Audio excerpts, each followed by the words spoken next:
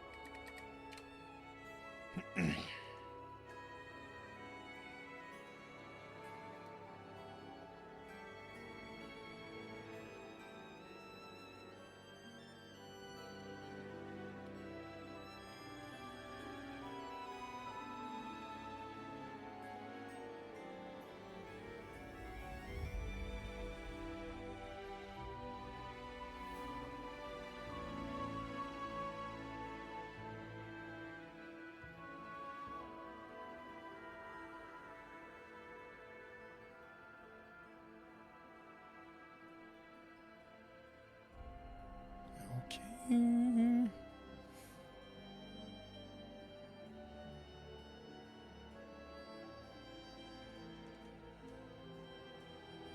Jesus.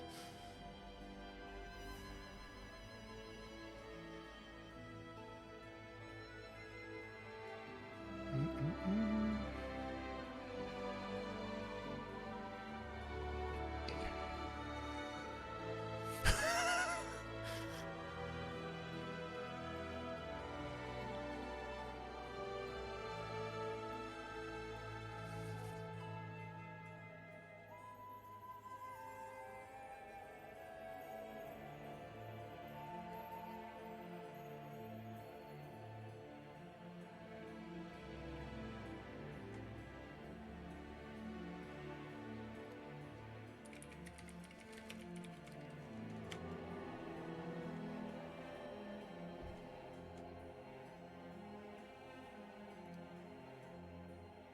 Mm-mm-mm.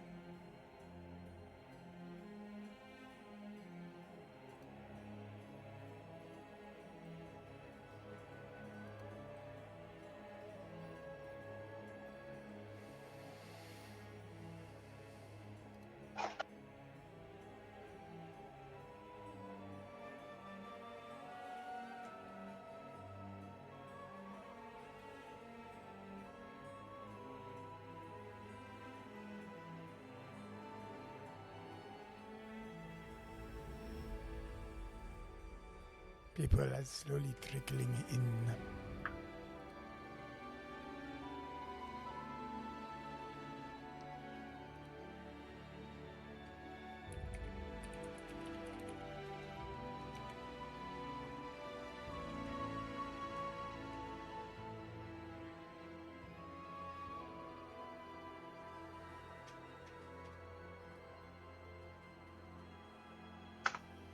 Mm-mm-mm.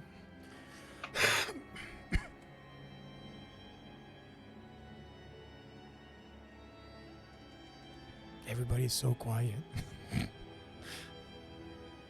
Don't want to interrupt your countdown. Everybody's like looking at the countdown and be like, oh my god. No, I Um, was listening into something else. I'm munching on chips and I don't want to crunch in your guys' ears. Crunch, crunch, crunch, crunch, crunch. Crunch, crunch, crunch. Wow. Wow. I was listening to my other DM stream. And I know we're audible, don't worry about it. Crunch, crunch, crunch. I just found it very funny that everybody was like super silent, so I had to do something about it. I was worried my headset died, but No.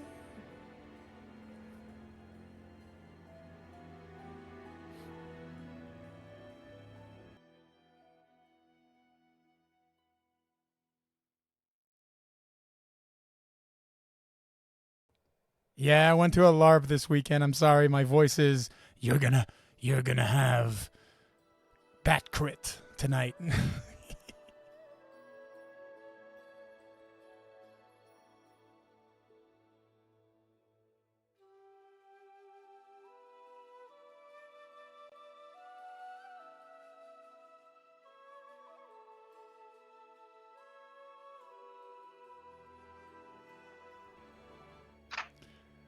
They're so for Hello, everybody. Thank you so much for hanging out there. Yeah, so everybody was quiet, so I just wanted to play a little prank on everybody. So, yes, my voice is very low and growly this evening because I went to a LARP this weekend and I had a lot of fun. And, you know, thank you so much. I will need those hydrate this evening. Thank you so much. I came prepared. All right. Yeah. All right. So, my moderators should not jump in right away with that muse. Come on.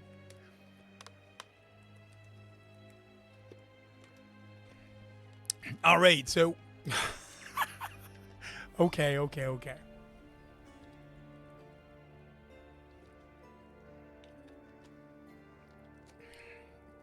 So, if you're interested in knowing the little game that we got going about with the Hydro and you're here new to the channel, you can check out this little thing here. I have multiple things to drink from, and this is in between all you guys that decide from what I start drinking from. In the meantime, you will need to deal with my absolutely wonderful voice. Thank you so much, Zed. Thank you. Welcome.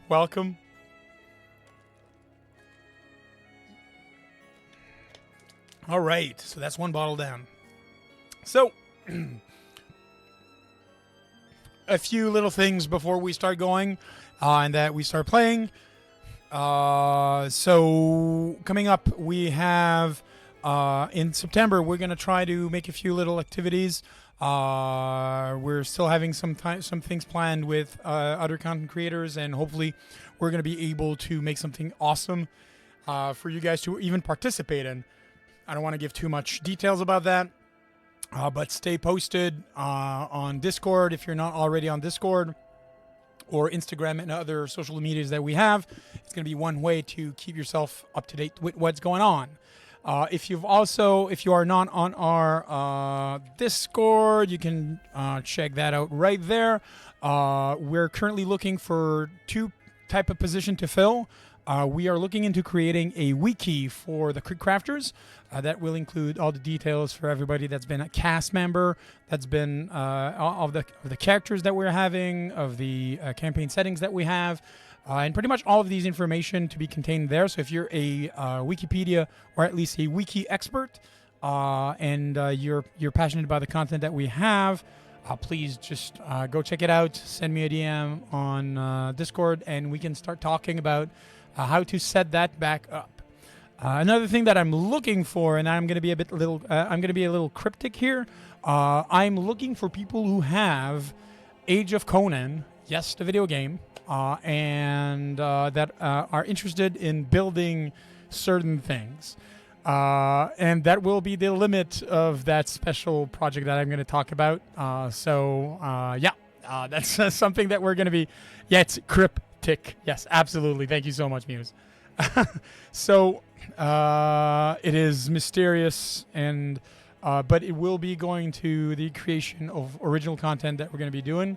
Speaking of which, I'm super happy to announce that the cast for our upcoming 2026 campaign has been found and set and decided. I will not reveal anything tonight, but for those who are wondering, basically, the Kingmaker game 2026, the Kingmaker game will be moving on Tuesdays, as well as the same night, basically, that we have Curse of Strahd. So 1 week is going to be Kingmaker, 1 week is going to be Curse of Strahd, and et cetera, et cetera. And on Wednesdays, we're gonna have a weekly campaign, of course, using the Pathfinder 2nd Edition, the superior system, for our storytelling purposes. So if you have any questions on that, just be sure to join our social medias, to be up to date to everything that is going on and so forth. I think that's the extent of the announcement that I had. So without further ado, I think I can go into tonight's. And of course, I've closed. I was so happy because I was like, my notes are prepared and everything. And I closed them like an idiot. Let me get that here. Now the question is, will I be able to do that voice with my voice right now? That's going to be interesting. So, all right, let's try it.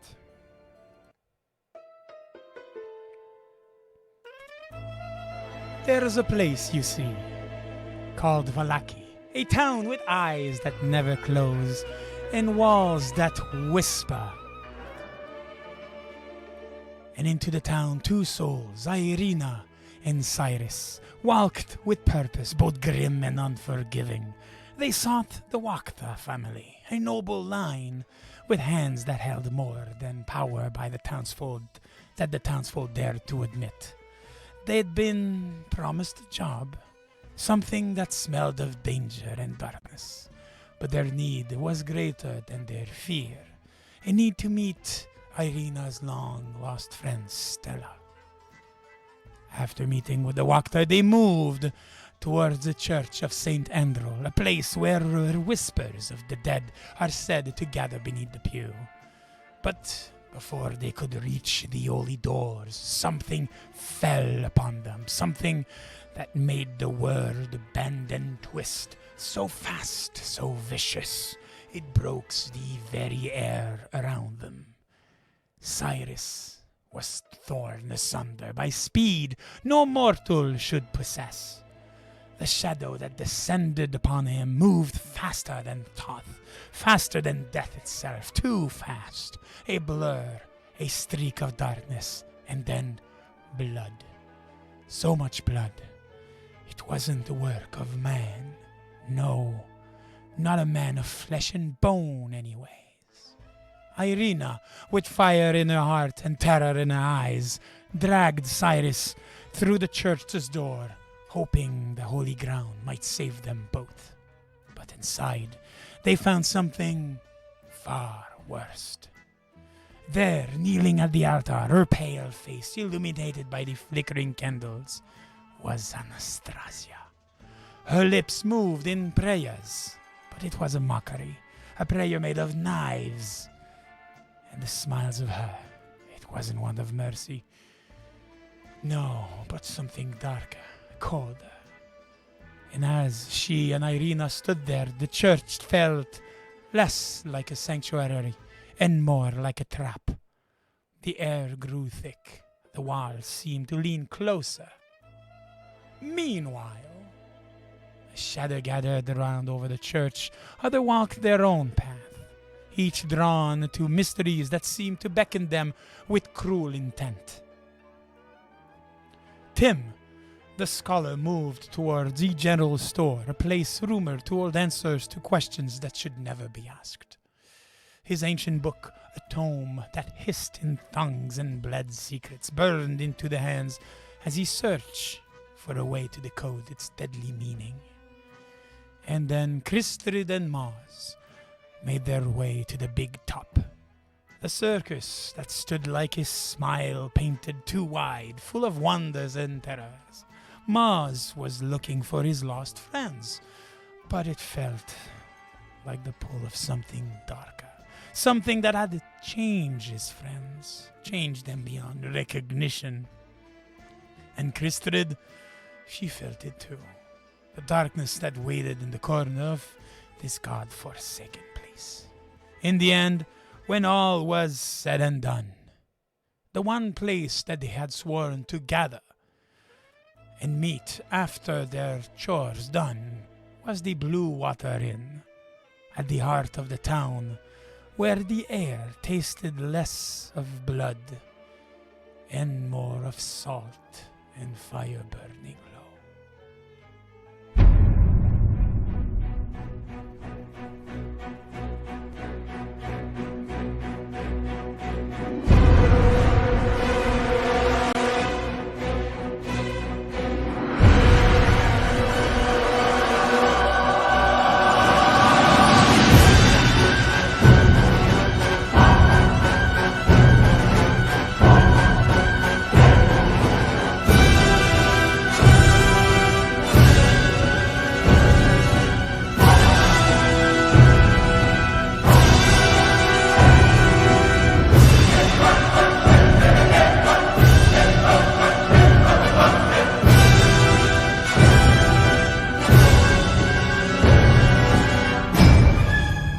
You cannot make demands of the devil.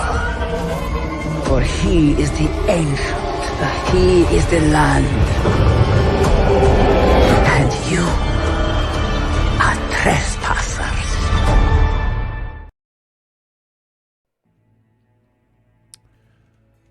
All right. Also, for everybody joining us tonight, just letting you know that Cyrus is currently sick and will not be joining us tonight. And we hope that he is healthy quickly and that he can come back to us. Obviously, of course, it happens at a auspicious time when Cyrus is probably mangled beyond recognition on a church floor.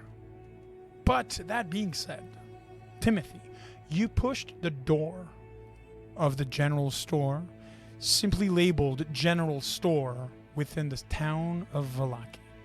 It was a strange and foreboding place, and as you got there, it felt more inside of it like the smell of spices and other strange concoctions. You had a feeling almost that you were stepping more into of a, I would say, an apothecary more than a general store itself, if that makes sense. I guess.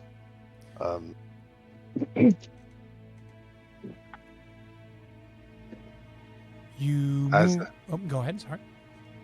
You mean in the apothecary is in there's a lot of the weird esoteric stuff? Yes. Or Yes. all right.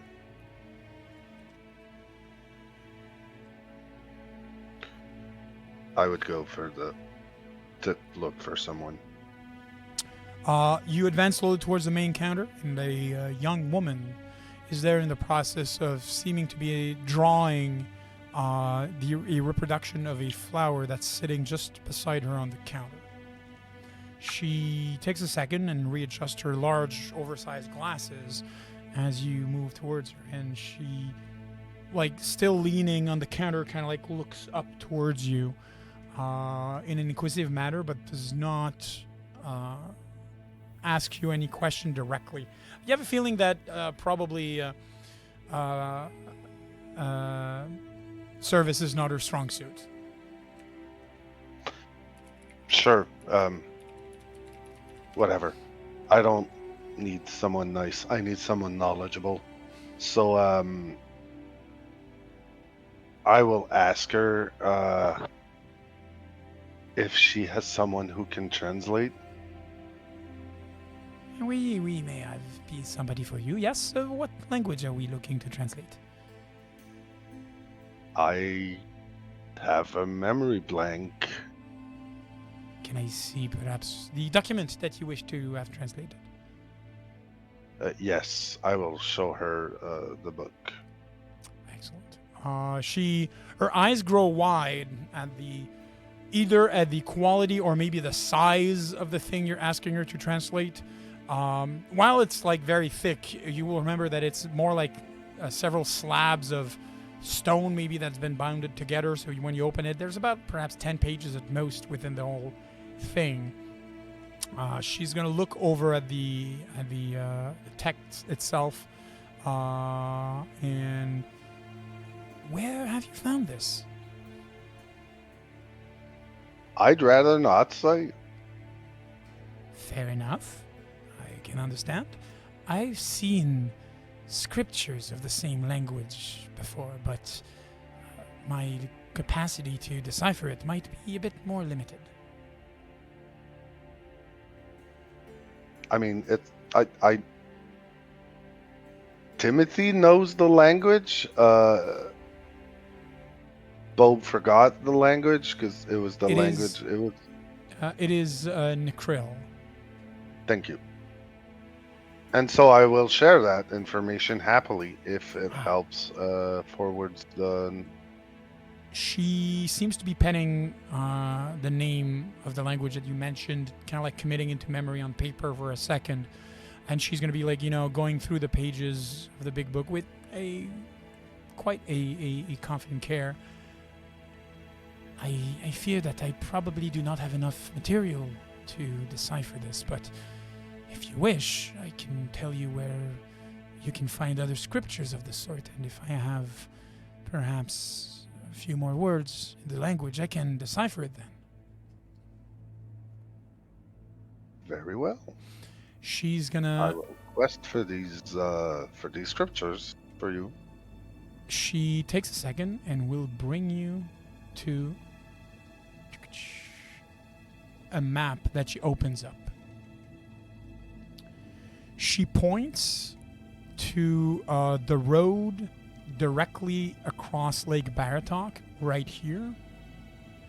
It mentions that if you follow that road all the way south, you should come across a passage, a large bridge called Solenka Pass. Past it, up in the mountain, there's a temple. She saw scriptures of the same language there before.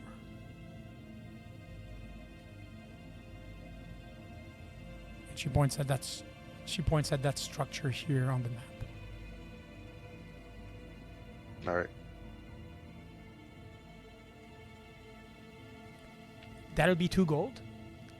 And she's gonna extend a hand. I will gladly pay.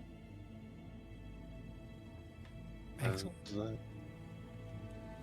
Uh, Past the little interaction that you had with her, and she seems to be eyeing the book a bit more, would you do anything else or ask for anything else? I no.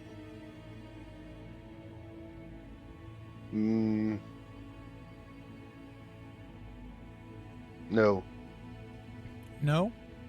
No, I that's pretty much all I think I would need. Perfect. Give me a second. I'm going to do this. I'm gonna do that. On the other side, so I'm guessing, Timothy, after that you're going to take the opportunity to head towards the Blue Water Inn? Yep. Excellent. Our other people, Maz and Kristrid, together, basically Maz broke off from the rest of the group, followed closely by Kristrid with the intent of checking a few things out before meeting the rest of the group at the Blue Water's End. You find yourself in this town square, almost as if, like, as you were parting way, you do see on the on the side, Irina and Kristrid talking with a guard that seems to be not exactly berating them, but seems to be telling them something, and you see Irina kind of like forcing a smile.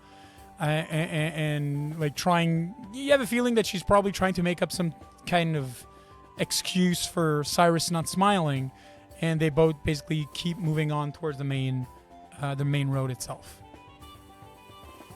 The smiling rule was expressed before, correct? It was expressed before by one of the guards, by the guard, basically, when you walked into the town itself. Maz will keep on. He will think back to happier times to try to keep as genuine a smile as he can. Perfect. Kristrid, would you smile, even if it is a forced smile? Oh yes, Kristrid would definitely. It's kind of put. It does not go to her eyes at all, but it's like, yay, this is awesome. I'm so excited to be here. And that sentiment that you have seemed to be shared with most of the people milling about this main square. So the main square that we see has some stalls that are currently being set it up. There's a few citizens that are currently in the milling about and just checking, whenever a carnival gets into town, there's always a few people that are going to be there before other people, and they're going to be checking some of the materials, some of the stalls, scouting ahead what they're going to be buying later on, and etc. From the point that we're basically seeing from the point of view of the main stage, looking towards the fairground itself, and to the left, we do not see it on the image, but there would be the big top there, the largest tent that normally sits people for the spectacle of the circus. There are a few cages to the left of it that seem to be were normally like the menagerie that the circus would be bringing, but from as far as you can tell, these cages are standing empty. Maz, you do remember that the circus had an owlbear at the very least, a wyvern, and a tiger. What would you do? I think Maz would start by looking for one of two things. Either seeing if he can find Whimsical Whim, or since everyone seems to be some sort of weird, not quite them, see if there's a weird, not quite him. That's fair enough. You take a few minutes milling about, checking who's moving about. You do not see a copy you, or a copycat of you, at least. You do see someone. At first you thought it was Wim, but like when he turned around, there was a few things wrong. Like his hair is not exactly the same length, like not exactly the same size. Wearing the same Does he- clothes, though. Wearing the same clothes? Yes. Okay. I think Maz will turn to Kristrid. So this is all very weird. You were expecting normal in this place? I was expecting my circus to be my circus. These Well, are... it doesn't look awful. Oh, I'm oh, kidding. no. It totally looks awful. It looks horrible. I don't know. I'm saying this all with like this horrible, like, smile on my face. It gives I you don't- it gives you the impression, you know, when you watch, there's a difference between a clown and a clown that's made to look menacingly.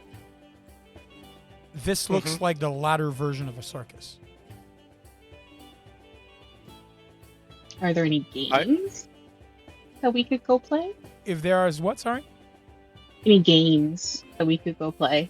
They look like There's, they're getting set up yet. there's no games yet set it up.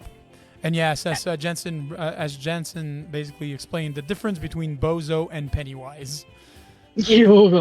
Why would you say? I think Okay. that's a very good explanation of it. That is a too good of an explanation. I Okay. was going to go approach the person who seems to be in charge and pretend like everything is normal to see if I can't bait some information out of them. Okay. You are an expert at perceiving things that are perhaps a bit harder for people that are less trained than you. And thus, you notice that there's no one really giving orders or, you know, or explaining what next to do. You even notice that one person's going to be like, you know, taking the box from the left, moving to the right, putting it to the right. He's going to do another chore, and then he's going to come back to that box, taking it from the right, and then bringing it back to the left, and then going back to the other chore, kind of like almost like They've all mechanical. into video game NPCs. Oh my god. It really gives you the impression that they're like scripted NPCs. All right. And this cycle takes about like maybe 15 minutes. So if you're just like, you know, passing by, you don't exactly catch on to it. But it's a detail just enough to like, okay, this is really weird. How does it look like it is an exact loop? Like the feet end up on the same cobblestone and I wouldn't say all that, that, or- much. okay, so it's more like a person just Yes. doing the task. Yes. It doesn't look it doesn't look like a super precise illusion that would be able to do exactly what you're asking. It seems to be more like, you know, the people and the way they're moving. All right. Maz is going to approach not Wim then. On his way, he'll turn to Kristrid. I guess just play along. Oh yes, I am. I don't want to be alone in this place. I am following you. You move up to the gentleman, takes a second, and you notice that you're kind of like disrupting him in his pattern, and he's gonna stop, look you for a second. I'm sorry, friend. The circus is not open yet. Come back later.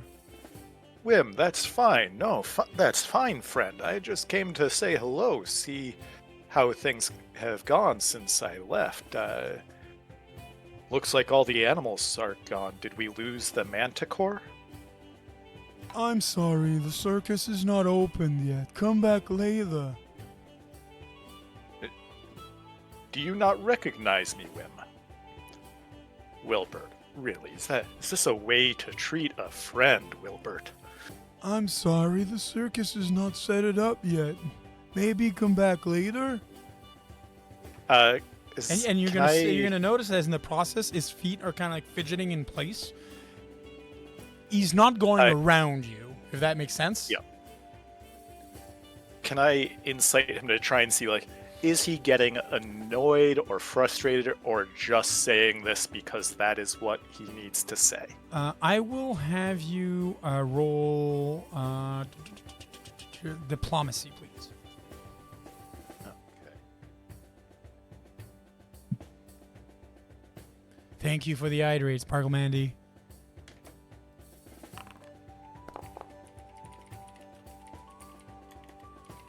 Pretty ace. Give me a second. I fail at shouting out. My mods are better than me at that.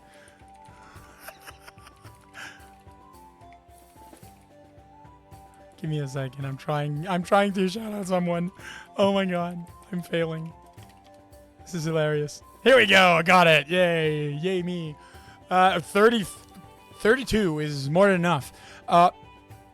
He is droning.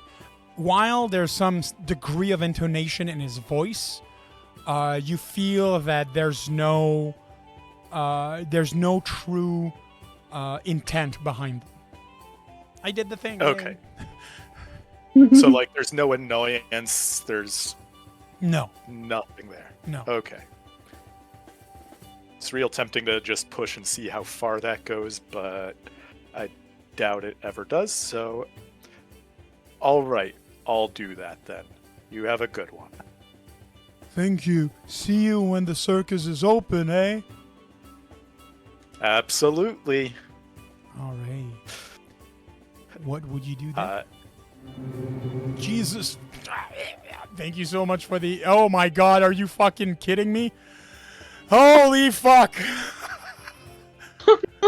Okay. Okay. You put it out in the universe there, Crit, so yeah, it is your fault. I did. It is my fault. All right. Thank you so much for that, Jensen. Really appreciate it, man. All right, so what would you be doing? Phenomenal cosmic powers. Yes. Living space. I'll step off to the side with Kristrid. Yeah. Do you have any way of telling if they are ensorcelled somehow, or like that? Not think on like all the spells that I know, which high level just me looking over my spell list to see if any of them would do anything. That you know and that you currently have. Heal, but that's about it. They're not wounded though, so yeah, like I can heal physical maladies. If there's something controlling them, or if they're not who they look like. Like an imposter taking on their face. If they were an imposter, why not actually choose to be imposters of the people that they're replacing? Like, nothing is... Maybe the magic doesn't go that far. Maybe it can only do like a repeat of the same like 2 sentences, because that's all we heard from him. It's 2 sentences. You do remember that while in your own repertoire, you do not have anything that is, just give me a second, guys, that would be able to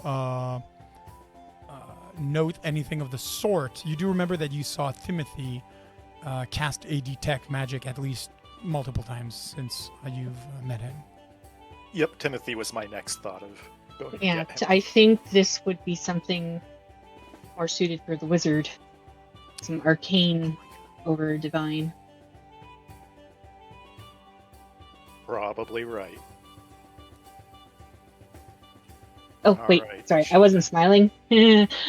Everything is great, and that wasn't creepy at all. Am I convincing? My And trick. I'll just like look at him and blink at him a couple of Blinking, times. yeah. Yeah, like as you my were saying trick- that, you have a feeling that some of the guards were kind of like heading your way as you were all discussing seriously and everything. Uh, the trick I Remember, use we're is to happy. is to just keep my family in mind. Back when we were all together, that was a really wonderful time in my life, and when I think about them all, I can't help but smile a bit. What would My you smile decide actually to do? turns on. My smile goes a little honest there for a second. And then back to. Shall we go find Timothy? Yes, let's. You do remember that he was going to one of the shops, and then was likely going to be meeting the rest of you at the Blue Waters. Well, let's go to the Blue Waters then, and we can meet up with whoever is available to meet up. That sounds good to me. I am a little thirsty Perfect. after all of this smiling. After all this, yes. It is hard work. My face muscles hurt. Help. So.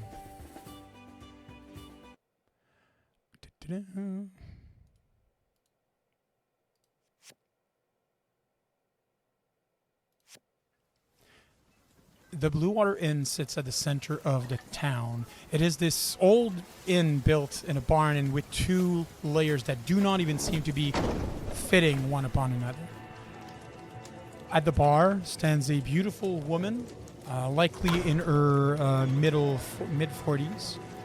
And for once, there's more than one patron sitting around the inn itself.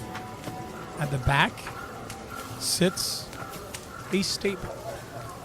And it does seem, from what you can see, that half of the chambers and rooms that you can go in and rent for the night need to be accessed by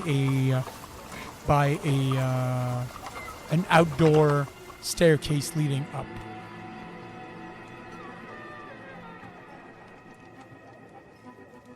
I mean, So we're Galbraith. not able to access the rooms from the pub part. We have to go, like, there is outside a the pub to go staircase up. that leads from the pub area. That leads to half, at least, of the. Give me a second. Let me just bring that here, and you'll see what I mean. And we're gonna go.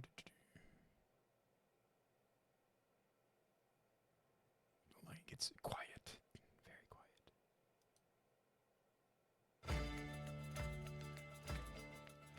All right. So we are seeing from the point of view as you would be walking inside of the room itself. There is to the right a staircase that leads up to a couple of rooms, but directly above you there's also a balcony that is accessible from a staircase outside that leads to another row of rooms over there. The first person that gets there is would be Timothy. Timothy, would you do anything? Would you mingle? Would you be interested in doing anything other than going to sit at the bar? No, not really. Honestly, I'll just I would take notes on I would decipher and take notes on the book itself again. Okay. Would you do so at the bar, or would you do so at a table on one side that you'd walk in? There are a few I would- secluded like tables, like there's a long table about that can sit about 6 people. As you walk into the left, that's kind of like in this small alcove on one side of the inn itself. Rapidly counting, that's probably the table I'd take. since Perfect. we're about that number. Okay. As you're moving there, the woman behind the counter waves at you for a second. I'm going to share a picture with y'all. She waves at you, kind of like, giving you the standard sign that I've seen you. I'll be with you in a moment. And probably a few minutes after you've set in and opened the book and laid out some of your stuff, she probably was serving one or two other patrons and then moved towards you and where you are sitting. Hello. Greetings. Welcome to the Blue Water. We're having anything to drink or eat? Are you awaiting company? Yes, we're supposed to. This couple of us are supposed to meet here. Perfect. I'll take something to drink in the meantime. Wine or water? Wine. Perfect. I'll bring you a beautiful bottle to drink. And she slowly head back towards and around the counter. You don't really realize how much time passed between the time that you ordered and she comes back with a bottle. She sets a bottle before you that seems to be written with the inscription "Grape Mash Number 5," and a single glass of wine, and she opens it, uncorks it, and pour you at least one glass. That'll be 5 silver, dear. Sure. I'll even tip her 1 silver. Perfect. She moves back behind the counter, and not to be confused indeed with Mambo number 5. And again, you still in the scriptures writing out to trying to make sense of the language before you, and you don't have any concept of how much time passed. For Maz and Christrid, as you walk in, directly to the left, you do see Timothy sitting there. There's about perhaps 4 other patrons in the inn itself, but they're all huddled near the staircase. 2 sitting at one table and another person sitting at their own table. The lady bartender, takes a second, also lifting her head from whatever she was doing to give you a welcoming nod. She kind of like seems to be noticing that you instantly notice your friend, and she gives you the I'll be with you in a moment again, and you join up with Timothy there.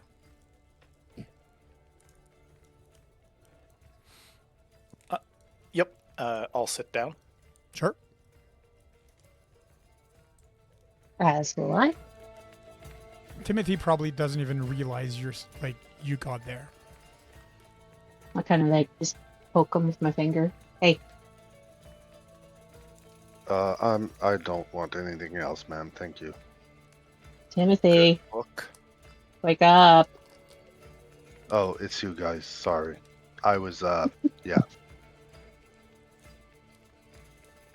Very interesting. Did you get any new information or anything out of it? Nope. It is frustrating. But then again, a mystery is only awaiting to be cracked. Well, How was your trip? Creepy. speaking of mysteries, do you know where the others are? Not a clue.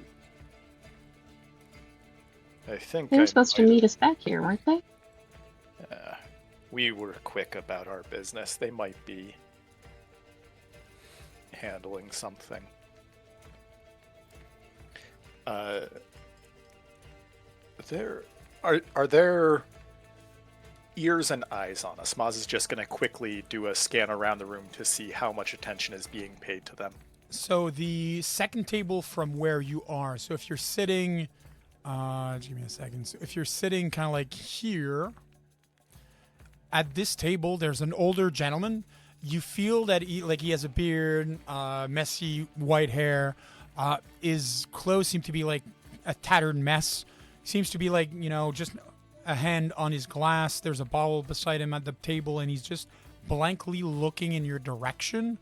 And he's not doing much, but you also notice that he has not looked in your direction when you walked. And so, like, his gaze didn't follow you at the table itself. And it doesn't seem as if he's focusing on any of you in particular, more than just, like, emptily looking in your general direction. Other than that, there is the bartender lady that is in the process of heading towards you, kind of like just rounding the bar, and takes a second, leaning a bit closer to the table. Do I bring more glasses, or do you wish to have anything else to drink? And she's going to motion to the one bottle of wine on the table. Wouldn't raise- happen to have any ale or mead. I do not have any of that. Wine is the Valaki standards. I'll have a Water, little wine, perhaps? thank you very much. She's going to turn towards Maz. I would love a water, please. And do you have anything hot for food? Of course, I can see if my husband has anything ready. Let me bring you glasses and some water, and then I'll go check. And she takes a few seconds bringing the glasses, the water, and then disappears, or rather just briefly opens that door right here, and discusses in a hushed tone with somebody on the other side, and then comes towards you again. We have stew cooking. It's a bit, it's been on the fire for a bit, but it should still be good. We can go for perhaps 2 cuppers. I would love a cupper. Excellent. And she's going to go and prepare 2 bowls and emerge back once more, providing it to the people at the table. And then, if you need anything, I'll be at the bar. My name is Danica. And welcome to the Blue Waters Inn. And she's going It's a pleasure, Danica. Thank you. Thank you, Danica. and she's going to disappear once more behind the counter. Anyway, so there is something deeply concerning to me about the circus in town. This is... did I mention to you before, Timothy, that this is my circus? Like, we were on our way here when I was attacked and met you all? I don't believe so, but good for you. Good for you. You found your people then. It would be wonderful for me if these were my people. Wasn't it your circus? I'm confused now.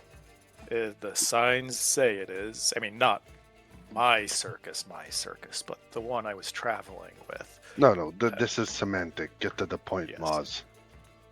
It's not them. They were all really seem... creepy.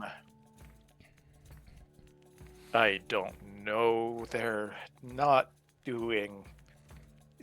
It's an act. And not a good one. Not a circus act. They are miming it. And I don't know if it is an act of magic or just a very dispassionate play piece of theater. Maybe they're scared for their lives, and the only thing they have to do to let you know something's going on is to act so strange. Perhaps. I was hoping you might be willing to come out there with us, Timothy, and use some of your talents to help determine if there is something arcane happening, or I don't even know. Very well. Are we waiting for the others, or I wouldn't mind going now, because Maz just seems very worried, and it's worrying me. I mean, He's we worried. can at least finish our wine and our soup.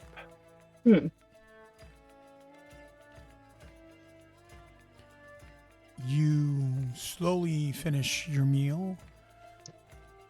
About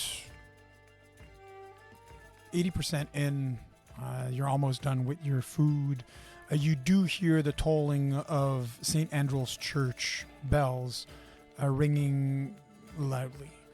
Danica seems to be, the bartender, seems to be taking a second to look up in a concerned way and will again open the door of the kitchen, speaking for a few minutes to the person there. You'll see a rather tall, broad-shouldered gentleman with a mustache, raven black hair, takes a second and walk up the stairs and into the doors right here.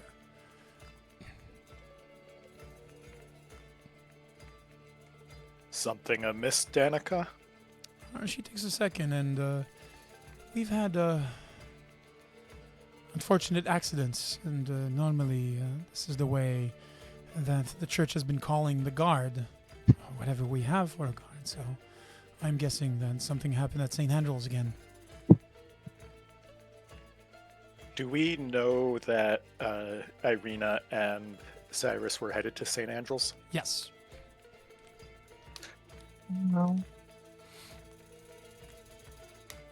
Well, perhaps I finish this soup a little more quickly then.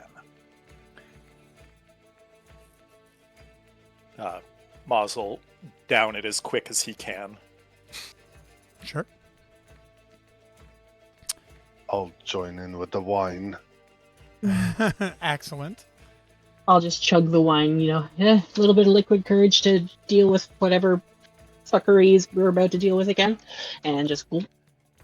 Excellent. How much for the soup, Danica? She looks at you for a second.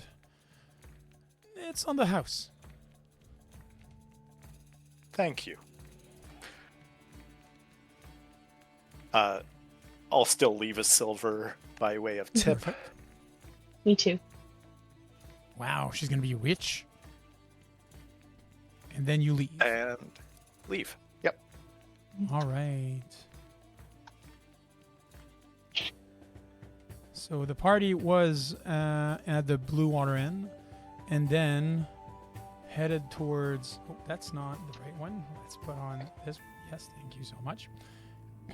Move then towards St. Andrew's Church. You do not see, as you're moving, any guards that are really hurrying there.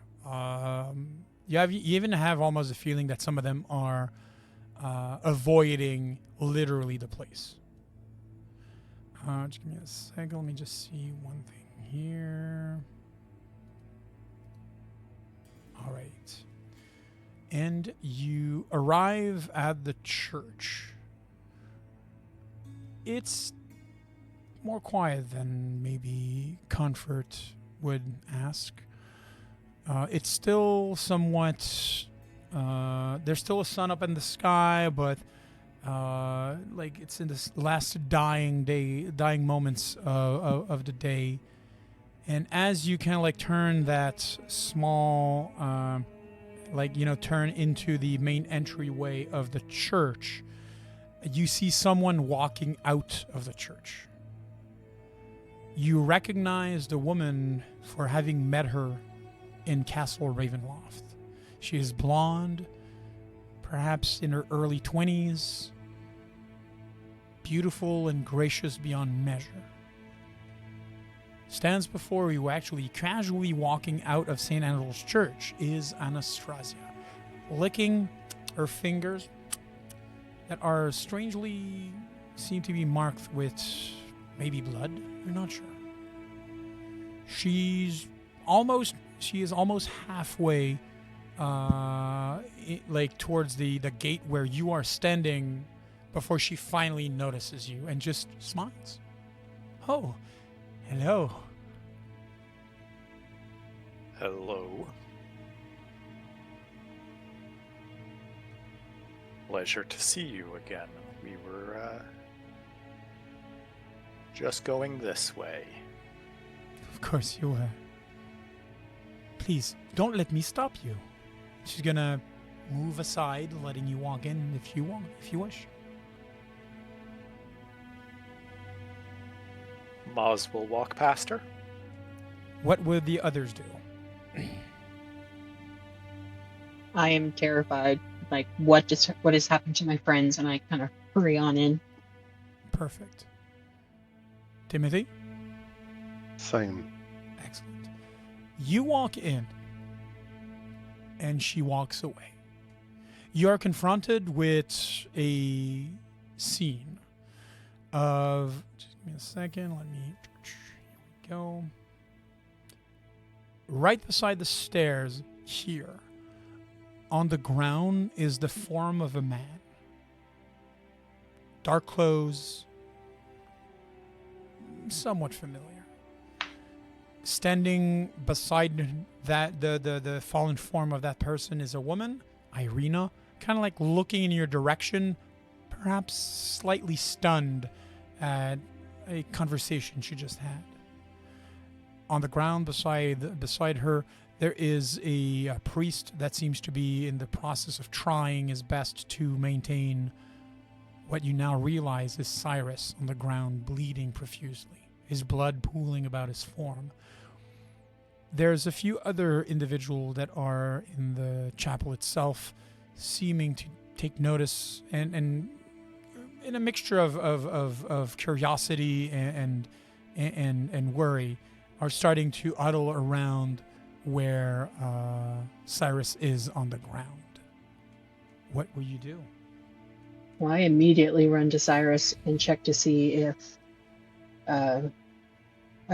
would he be considered dying at this point, or is he more wounded? Give me a second. Let me check one thing. You are an expert enough in medicine to realize quickly, just a few touches, just to checking him quickly, that he is not dead. He is still breathing. And you notice, like, he is lacerated he seems to have been attacked by a wild animal that literally tore through him like Wolverine style.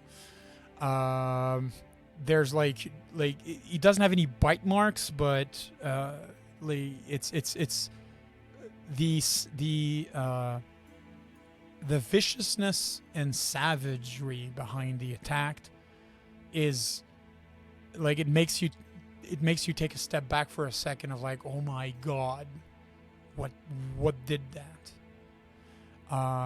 You're also moving really quickly past Irina. Irina, what would you do? She's kind of there. She's just looking a little stunned, distracted for a moment before she kind of actually sees the others there. There you are. All of you, it was her. It was that horrible creature from the castle. Did you see her? Yes, we saw her. I cast heal at second level. No, third rank, sorry. You may do so, and I will add the healing that you give him to.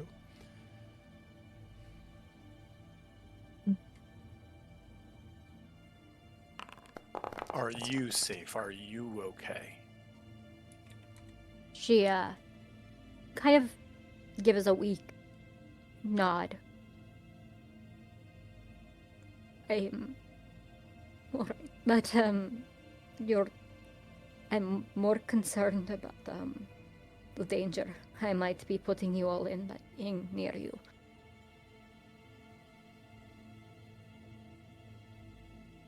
Well, I don't think any of us are safe. We're in danger no matter what happens. precisely. Can I tell if this heal was enough to kind of keep him from continuing to bleed? Was this enough to kind of staunch the wound and keep him stable while he can rest? Or do I feel like I need to put more into him? He is give me a second, I'll tell you. He is still badly injured. He's considered to be badly injured. He's not mortally wounded. And he's unconscious, or is he? For the sake of this, yes, he is unconscious.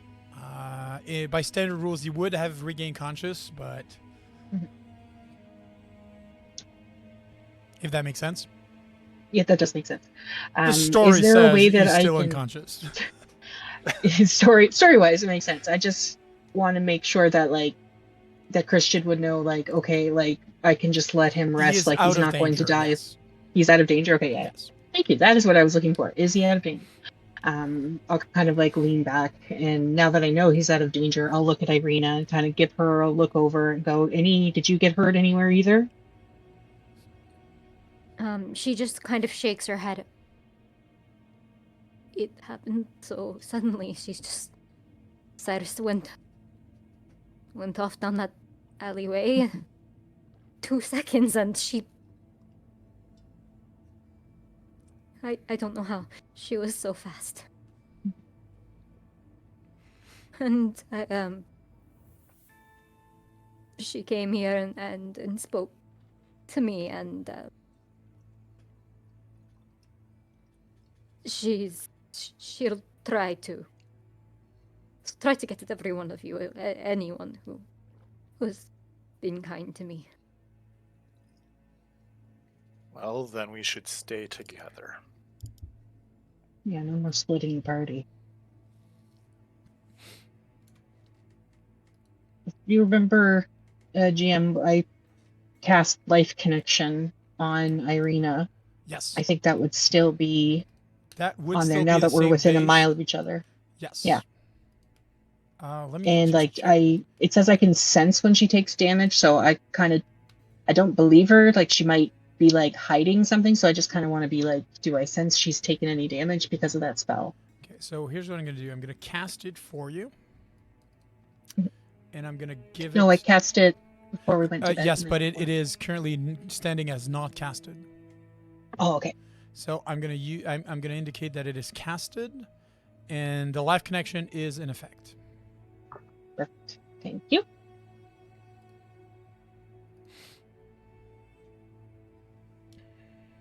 You don't say... Yeah, just right now, you don't sense Irina within a mile of you. What? Oh my god, what? No. Are That you Irina? That would have been great storytelling, but no. So. What do you do? Now that I have checked and I noticed she's okay, I say, this isn't your fault. These people aren't doing this because of anything you have or have not done.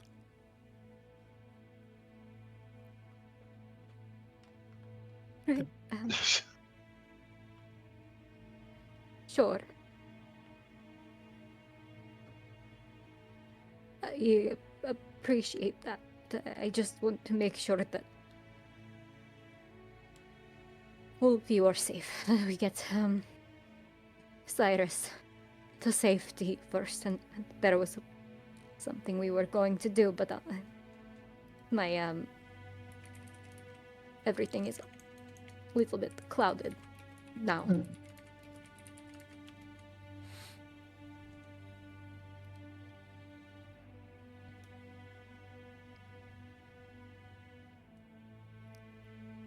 The priest would take a second.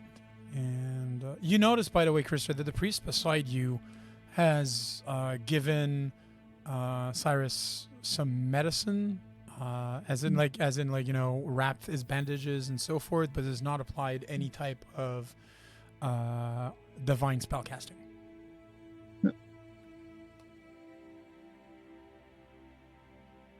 You professed a We need miracle. to find... Oh, He leans in a bit closer towards you, Krista. I will lean back a little bit. Yeah, I just have a knack for these things. That is not a gnat. You called upon something. You called upon power, and this man's wounds, I just witnessed them being closed. And as he's talking, you're going to see a bit more of the people in the church itself, kind of huddling a bit closer, kind of whispering a bit, and seeming to like the way the priest makes it feel is if you've professed a miracle and people are just like, oh, maybe I can like watch the after effect of it, like, you know, like it's as much faith as is curiosity you feel with the people that are here. Do you not have healers in this land? We have healers, but not yours, not your type. I will lean in close to Christrid and remember her. They have no divine god that intersect in this world. No one answers the prayers anymore. It's been ages since anyone but the abbot of Kresk has been blessed with the divine. I'm so sorry.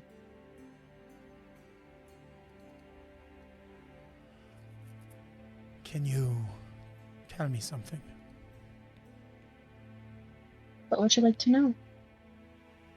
He's going to look at the congregation about all of you, and he's going to stand up and kind of like, you know, ask you to kind of like walk away a bit from the rest of the group so that he can talk to you in a bit more private. Would you follow him? Yes. You wait until like you're in a comfortable distance. He does like not away from the rest of your friends or the party, but takes a second and seems to be it's just like, yeah, come with me in that dark corner, please. No,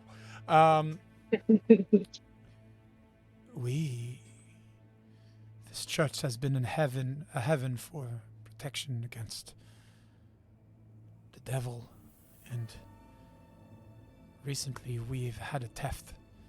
Somebody took something of great importance in the catacombs of this church. I fear that this protection is no more. Can you tell me if it is? And it kind of just, it'll click in her head. A vampire was in the church. Yes. He doesn't know. Right. He doesn't seem to know. Okay. So do you say there's something that's here, that was stolen? What was this thing? Beneath this church lies the catacomb of Saint Andrel, a powerful saint and one of the last remaining divine spellcasters that we had. She was entombed here. She had her sarcophagi here, and recently noticed that someone slipped inside the tomb and cracked open the sarcophagi and took something from it. Took the bones of Saint Andrel's.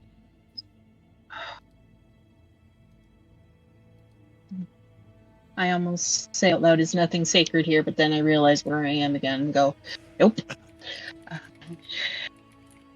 Do you know who took it? Where they took it to? I have my suspicions, but I can't say for sure. Can you share said suspicions? Yes. He's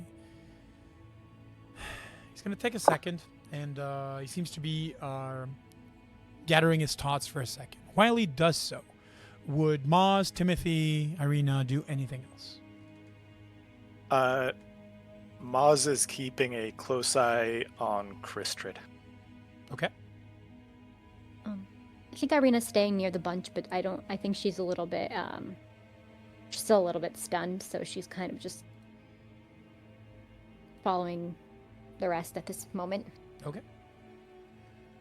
Give me a I would probably do magic tricks to give the two other their privacy and keep the focus away from them. Oh, okay, cool. Like as in magic trick, you mean you do like a magic show inside of the church? Yeah, like something small. Okay. Give me a second. I want to do one thing real quickly.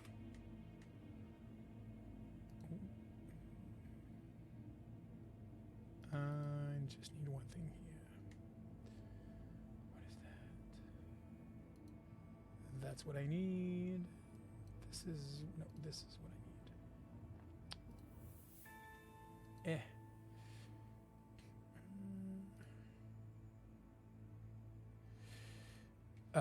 So The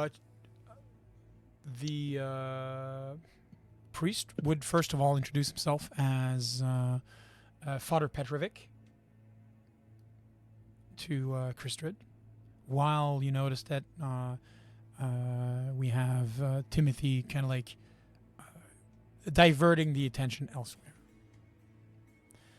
He would take a second and reveal that recently we had a youth, Milivaj.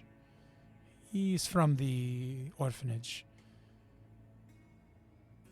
I heard that from some of the other boys that he was bragging about stealing the bones, but I'm sure there's no ill intention, and of course if he returns them, everything will be fine. And he's gonna look towards you, Kristrid. I feel like I should go pay him a visit. I believe that would be wise, but please, be fair and be nice to the boy. He's been through a lot. I'm sure he has. I will do my best to not... Okay, I'll only hurt him if it works well with the lesson that he needs to learn. Of course, and I don't understand why the boy would steal the bones to begin with. There's nothing to gain. I simply hope that he has not discarded them in some strange ways. Mm-hmm.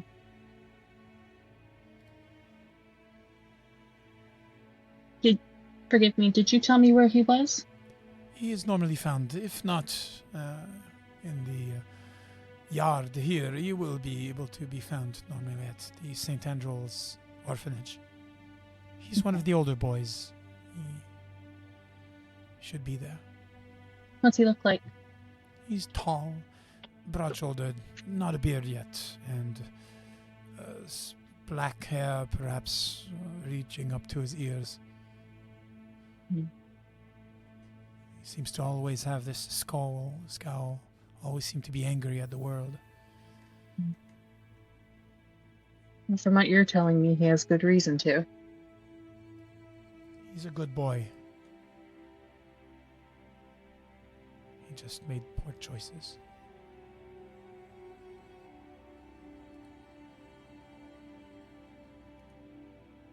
I'll go talk to him, see what Thank you. we can do. Thank In you. the meantime, would you mind keeping an eye on my friend there? And I'll kind of like motion my head towards Cyrus on the ground. He's going to need some rest and some recouping time, I think. Of course. And the father, Lucian, will move back towards the rest of you and ask one of the acolytes if they're able to pick him up and bring him into the priest's quarter, where there's an extra room where they can lay him there in order for him to recuperate. What would the rest of the party do as Kristrid? You come back to them? What would you tell them? Mm-hmm. So the priest has informed me that one of the reasons that the lovely Anastasia was able to even come in here Oops, was sorry. because the... No, I moved you to a place I didn't mean to move you. Sorry. Keep going. And normally this place is holy, so things like herself aren't able to come onto the land. There's a young orphan who is around here, maybe over at the orphanage, who was heard bragging about stealing the reliquary that protects this place, which I believe is bones of the saint. And I told the good priest we could take a look and talk to him and not hurt him too bad, but basically go try to see what he knows and get the bones back if we can. You guys in? Absolutely, that sounds like a thing worth doing. Because I definitely need to have some people with me to make sure I don't, go overboard. I have a thing, like, this is a holy place. He stole a holy item from a holy place, allegedly. And my friend almost died. So I'm a little upset. So I would ask that just We hold you back. at least pretend to hold me back so I can pretend I'm fighting, just in case he's stronger. But I doubt it. Heard.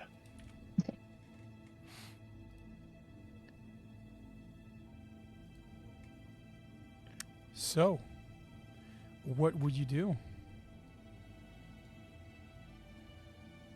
He had mentioned that the kid might be outside or was here. He could either be on the grounds and around here, or be at the orphanage. You have a feeling, though, at the time that it is, he might be at the orphanage. Okay, I'd want to head towards the orphanage then. As we're going out the doors, look around just quickly, the grounds that I can see to see if he immediately pops out, but then head towards it. Sure. And did we get a description? Just because it would suck to get to the orphanage and be like, we're looking for a kid. Yes. Yeah. I know.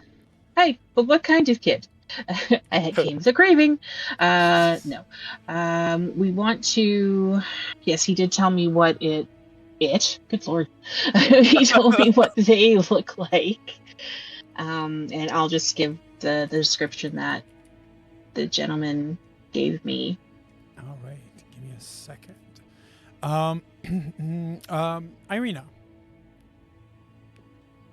would you follow them, and what's the mood you're currently in? I think she would follow them. I think she's her mood, though, it's like she's kind of on autopilot. Okay. Her head's just reeling. She's afraid to leave anyone alone, but she's also afraid to be around everyone for fear of putting them in more danger. So she's just trying to calculate in her head right now, like, what can she do? I don't think she's used to this kind of insurmountable problem. Fair enough. Timothy, would you follow as well? Yes. Without a word, just following behind? Well, yes, mostly. It's not my battle. That's fine. Just making sure. All right. Give me a second, guys. And as they walk, Moz is just gonna tell little stories, tell little jokes, things to sort of try and make people idly smile without realizing that they're necessarily having to smile. How much would Irina and Kristrid react? How would they react to that? Do you think that they would smile unconsciously, or is it too much? Are they too much in their heads or angry at the situation to actually give in to this? I think. Oh, you go ahead. Irina would probably forget, but if she looked up and saw someone smiling at them uncannily, she'd probably remember and then try to force it. Gotcha. Kristrid? Same as Irina. Kristrid would appreciate the stories and the attempt to get her to smile, but she wouldn't feel like it. But then she'd see everybody with their strained smiles go, "Oh, right, Sure. happy, smiley, happy place," Fair. and put it back on. And you move then to the small building that is, well, it's a rather large building, but it doesn't stand very high, and it's in a rather disheveled state compared to the rest of the village itself.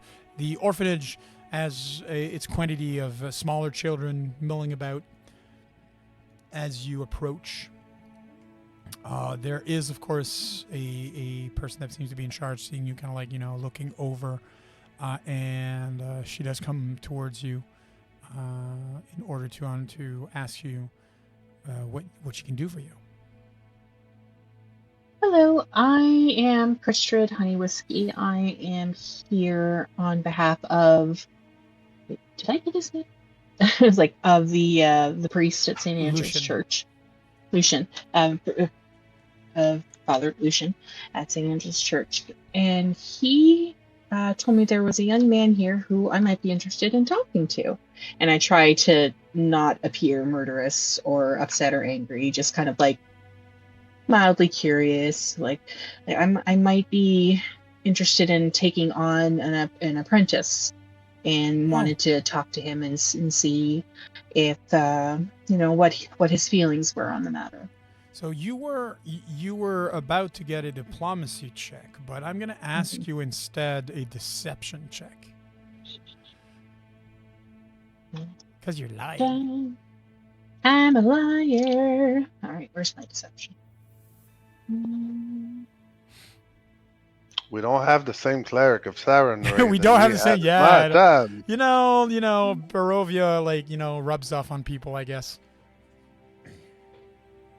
She mad. No, it definitely sounds like a weird sex thing.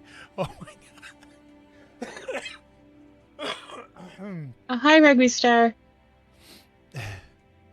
Come. So it's not letting me roll a deception. Bro. Mainly because I don't know what I'm doing. So you can open your Where is character it? sheet. You go into your Proficiencies. There we go. Yes. Ha. Thankfully, Oh, you are as please. trained in deceit as you are in diplomacy. Which is like not at all. She looks at you for a second and like, oh, let me go get Madame Belasco for a second, and the person just walks in, or rather, in a hurry steps, kind of like quickly walks in. Madame Belasco, and the door closes. A few seconds later, this older woman that seemed like the typical.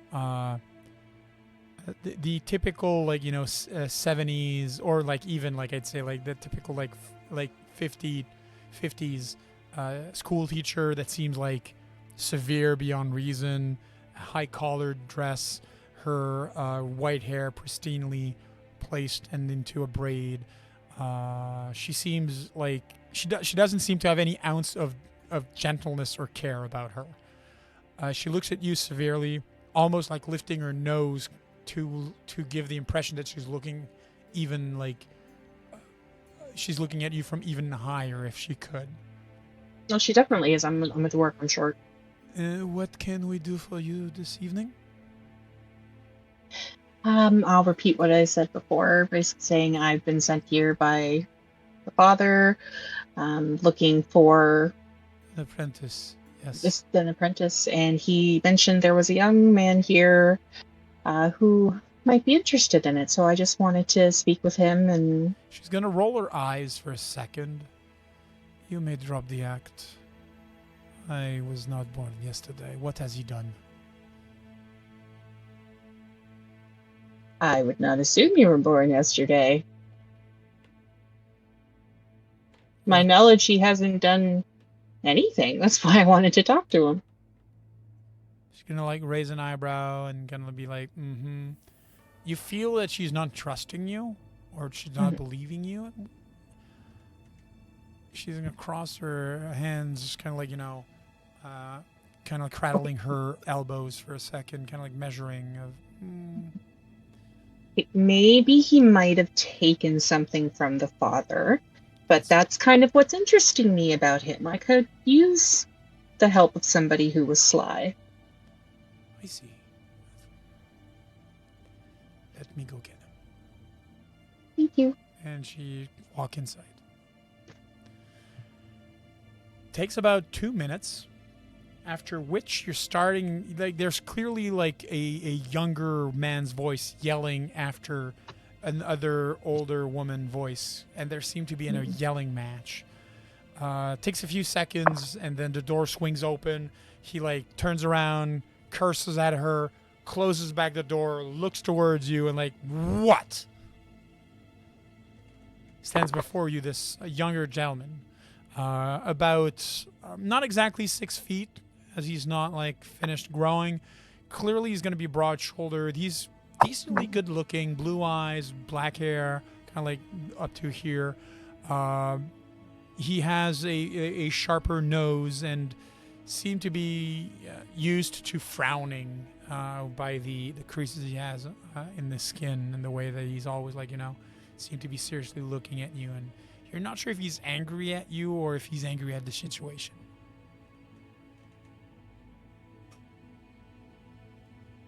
What? Is there a park or any sort of like place outside of the immediate prying eyes premises that we could go for a walk with him?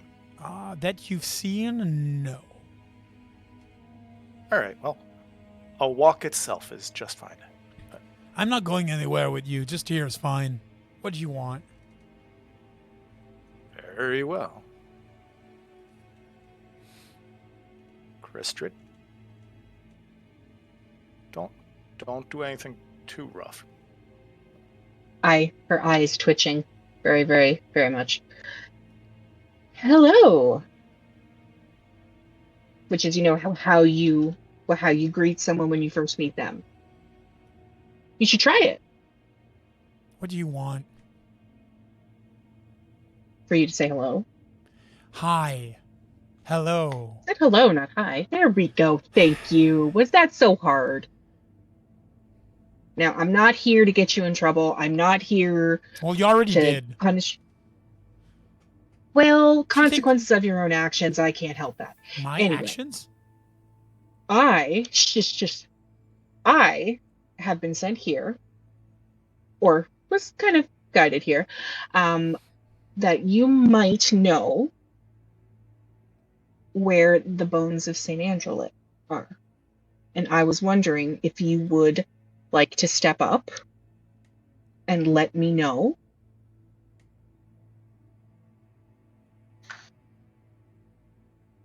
That you know what? Where they are. I'm going to ask you, since you're untrained in both, untrained in diplomacy, I'm going to ask you for a roll. So please roll diplomacy.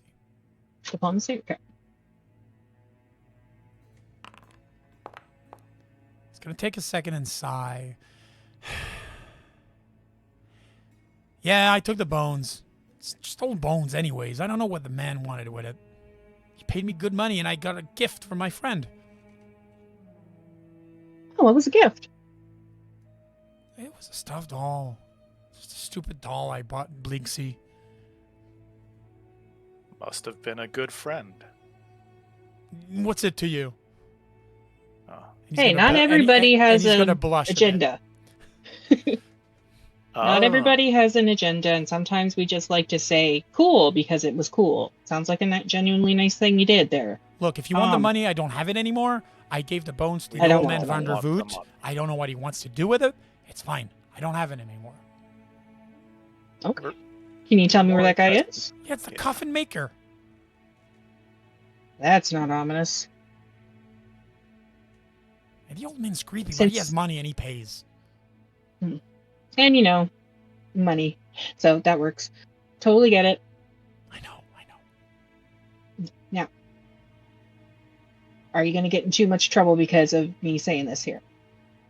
Yeah, Should I talk to the lady She- and tell she- her to calm down? No, it's fine. You've done enough.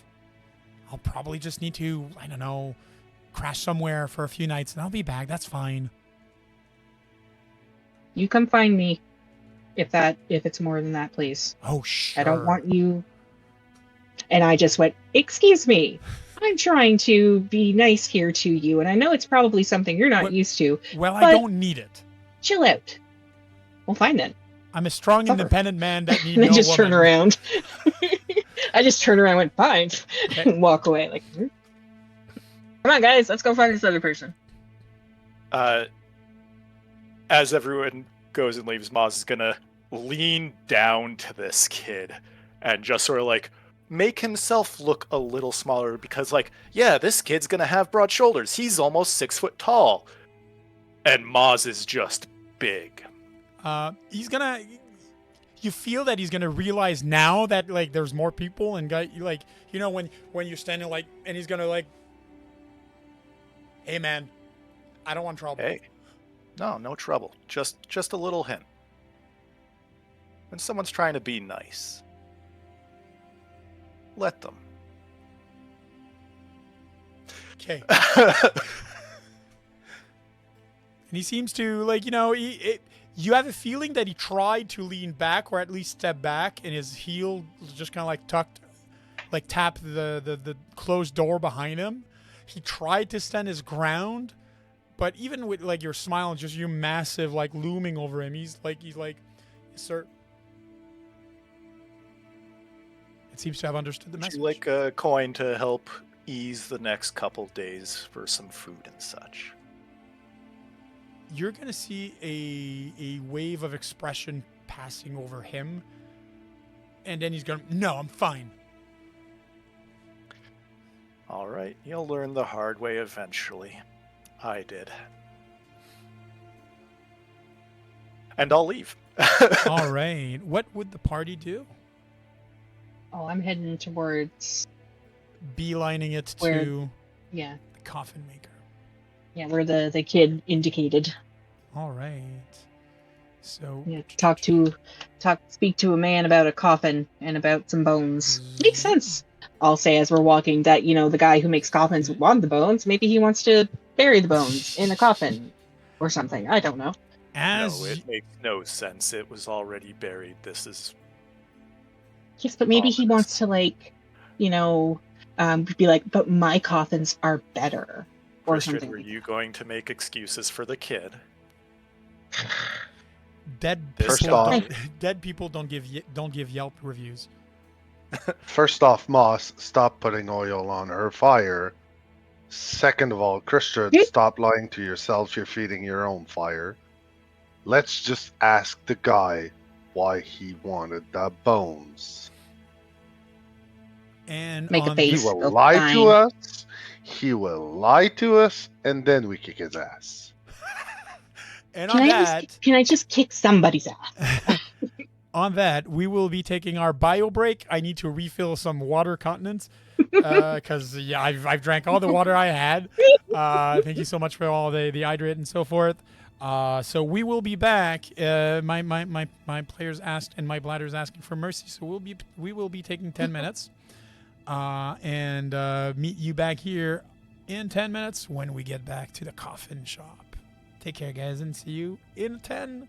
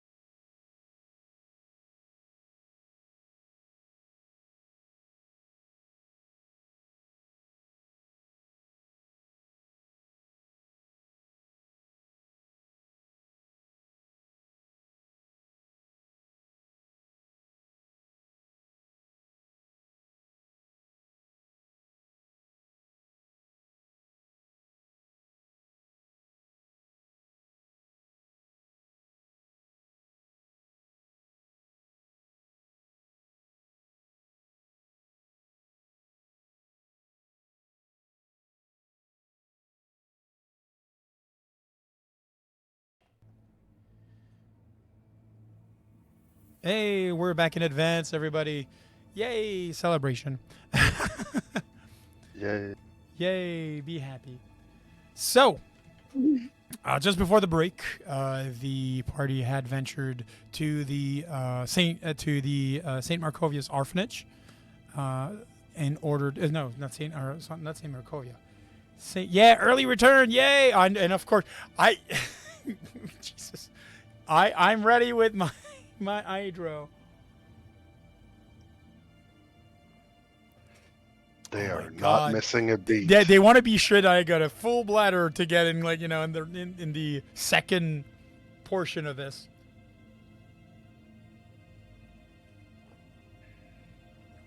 Oh my God.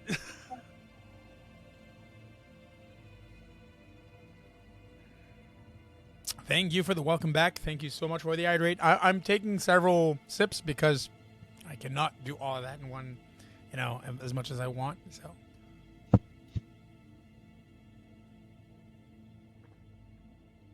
That picture was well worth it. Thank you. Thank you so much for the picture. All right. I'm gonna keep drinking it. Don't worry about it. I'm just letting some of it go down. All right. Thank you so much for protecting my voice, my throat, to be sure that I don't damage it more. That's exactly what you guys have in mind when you are giving me all of these hydrates. So, all right. Last we left off. These are the second. Yeah. Yeah, absolutely. Right? So, last we left off, our party had just spoken with Milivaj at the orphanage and had acquired the knowledge that the coffin maker, Enrik van der Voot, was the one that asked Milivaj in order to acquire them. The party made its way across town, past the main square where the big top and everything are located, and made their way where the coffin maker had set it up his shop. The building itself is not that outstanding. It's this squad building, this rectangle. Give me a second. We're going to do that here. We're going to do actually that here. So it is like nestled in this corner of the town, this very square building with a ramp on one side for the coffins in order to be able to roll them in and out. The second floor seems to be somewhat slightly larger, but you do notice that the barred windows seem to have been either stained or are currently barred to allow a minimum of light to actually go inside. We're going to go back here. You stand to where it is currently either to your desire, either in front of the main door here, or the charging door on the side here. That's just this like ramp. The floor, the boards basically leading to it, kind of like damp. There's this old prevalent smell of moss and perhaps a bit of rot that you can smell in the air. It is in one of the most secluded corner of the city, so there's not a whole lot of activity. You've probably crossed one person since you got here, and there doesn't seem to be a lot of people hanging out in this area. And you even see, like, in the distance, some people seeing your group seem to be taking this the opportunity to either exit towards one of the adjacent alleys, or just simply turn around and head, probably thinking that you're some type of gang or something like that. What would you do? How do you want to approach this, Kristrid? Something tells me barreling in, punching is not a good idea. If your goal is to get the guard here, it is, but not if you're looking to make connections and get... She'll close her eyes a little bit, take a couple of deep breaths. Is it like a storefront that we can go into, or is it more a door to knock on. It seems to be more of a workshop, but normally since the big doors are the big double doors are closed, you feel that maybe going by this small door might be like leading into an office, maybe, or something like that. Okay. Well, let's go over to that smaller door and knock and see what that brings us. All right.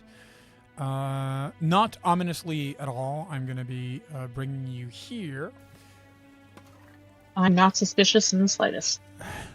and you walk up to the door where you knock on the door. Almost immediately, you hear a voice muffled by the wooden boards of the door answering back, saying, "We're closed. Go away." I take another big deep breath and look over at Maz and go, how about now? You want me to knock? Yeah, I was saying like maybe I could start punching people now. But no, No. not you knocking is a better idea. Yeah. Maz will use a big meaty fist, and he's not trying to knock the door off the hinges, but make a loud knock. It's a much louder noise. The wooden door in front of you doesn't seem to be particularly thick or heavy. You do hear some of the wood cracking under your massive fist. And perhaps a bit more hesitant, a voice answers back from inside. "Go away! Leave me alone!" This'll only be a few minutes. We just want to ask you a few questions. No one answers back to your words.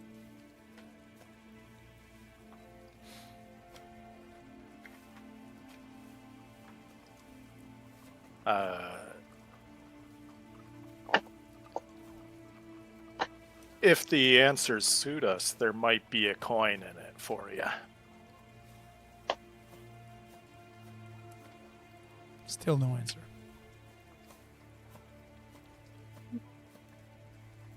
There anything that you would be interested in? Perhaps we could help.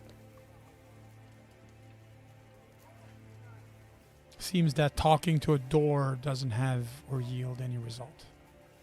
Or we can just start shouting about how you're a grave robber. Can I check to see if the door is locked? You may try it if you wish. You Or can I just you can press on tug the on door. it or something? Yeah. You can press on the little door icon. I did. It is locked. Or maybe I have to be like right there. If you try, it is locked and it doesn't budge.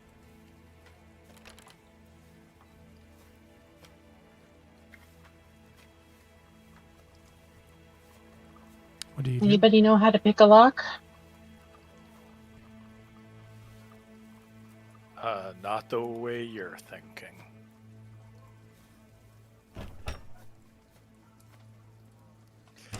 Are there windows? There are windows on the ground level, specifically one here that you can see through into an area. It seems to be this. So if you're looking and peering by the window, there's a table and 4 chairs in the corner of the room. A lantern hanging from a chain directly above it, and it seems to be a well-made cabinet. It gives you the impression that this is the either dining area or feeding area of the place. You do see one door directly at the end of the room here. Okay.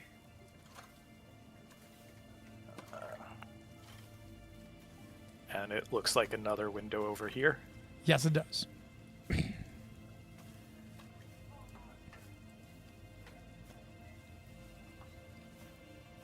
You do see that there's There's a another door door. Yep. All right. Can't see anything useful in through the windows.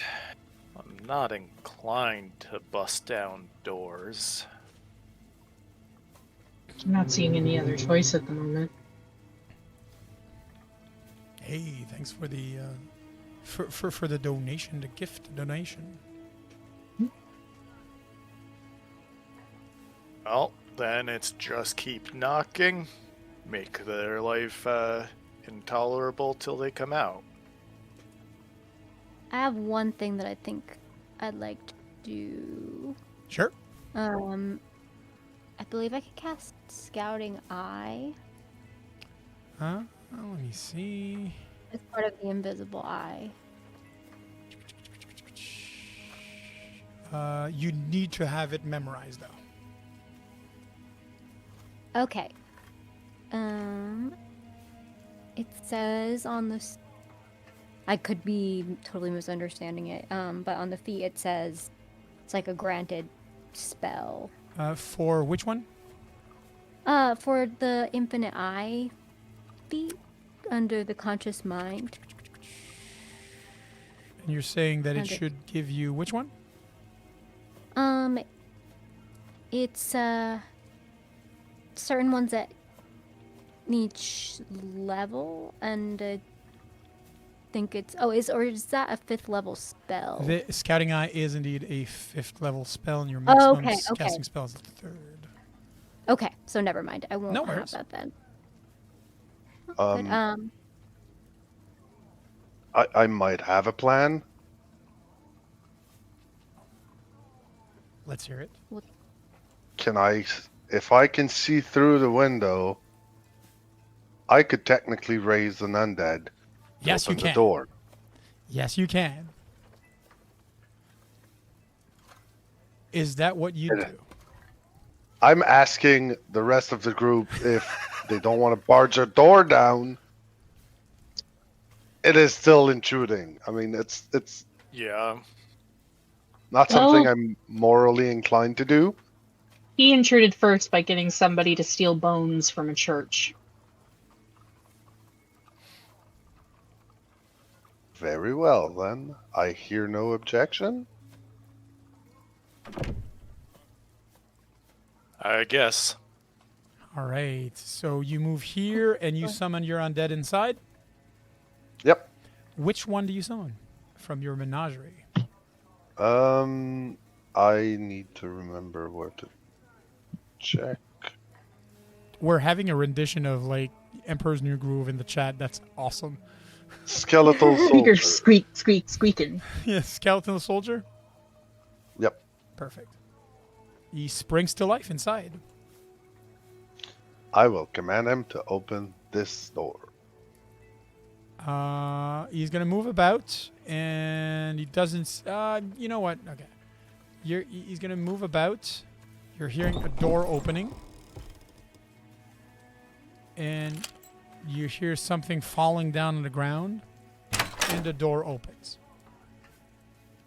Nobody inside yelled, screamed, or anything. Can I see what fell on the ground? It's a chain and a piece of wood that was probably used as a like makeshift latch and key. Kind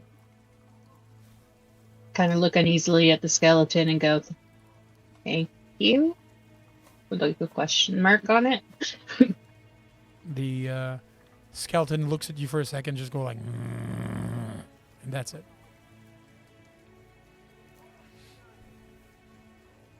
Maz, can you tell him to move?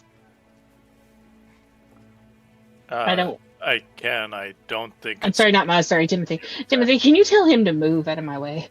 Very well. Thank Please you. move, my dear skeleton. You've been useful. What do you do with it? Just move him out of the way, like 5 or 10 feet. Yeah. Oh, here.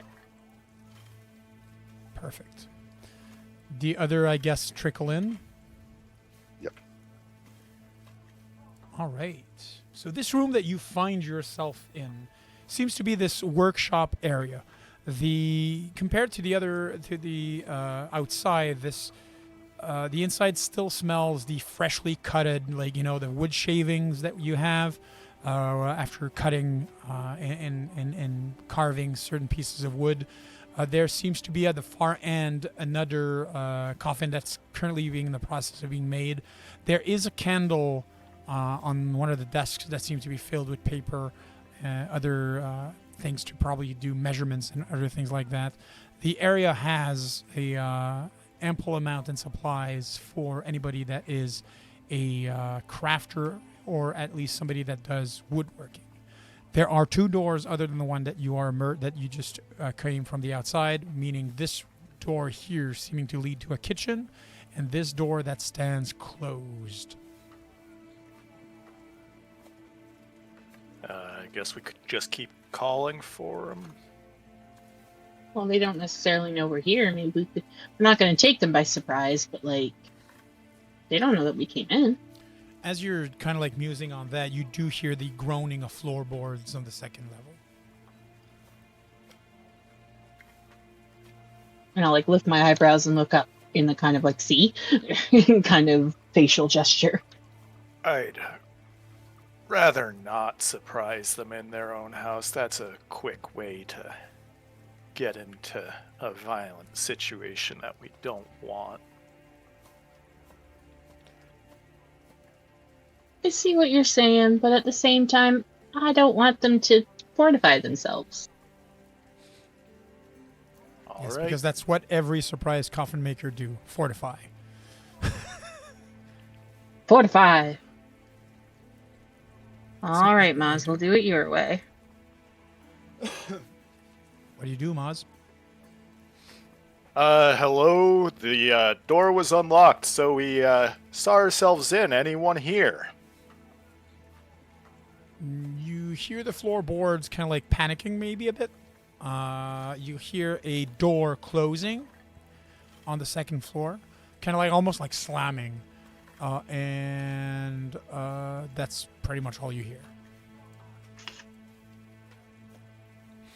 Oh, you're upstairs? Okay, we'll come on up then. So what do you guys do? I didn't see stairs in the kitchen. You did I not. thought- all right.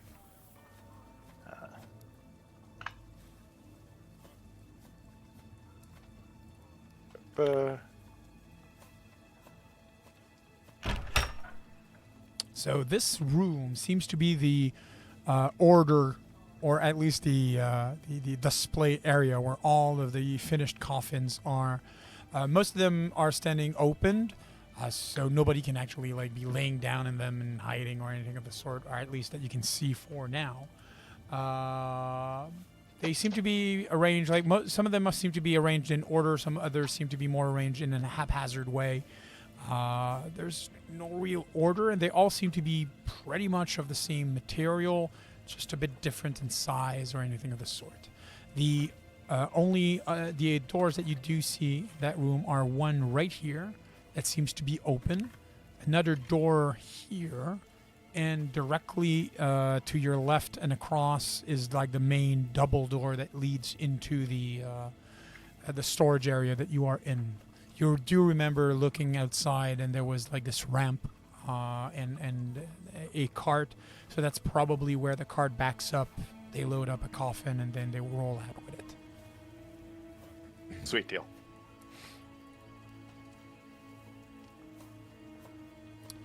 What do you Y'all do? coming with, or? Right.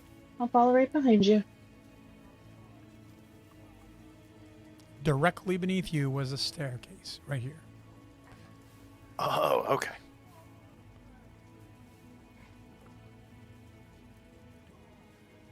That I cannot get in. Ah, there we go.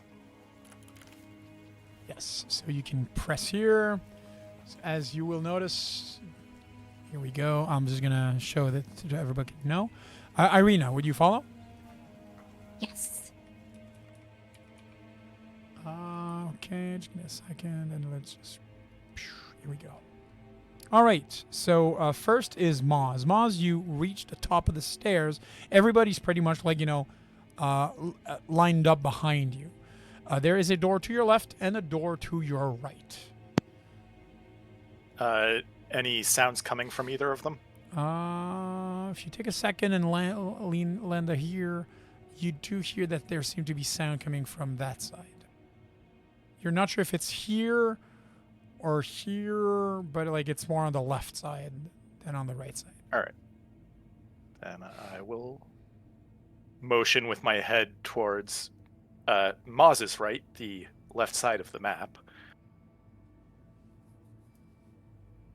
So this Locked. door here, you try to check the lock. It is locked.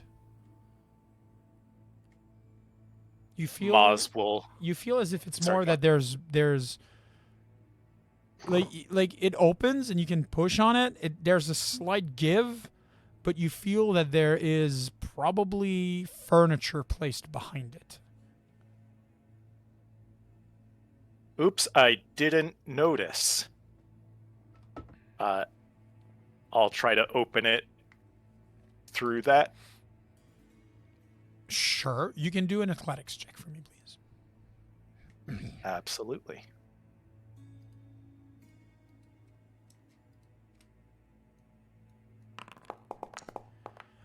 So you try opening the door, and like you're a strong man, and either there's the amount of furniture on the other side is like huge. Either there's something physically locked to the ground and stopping you, or there's somebody stronger than you on the other side keeping that from opening.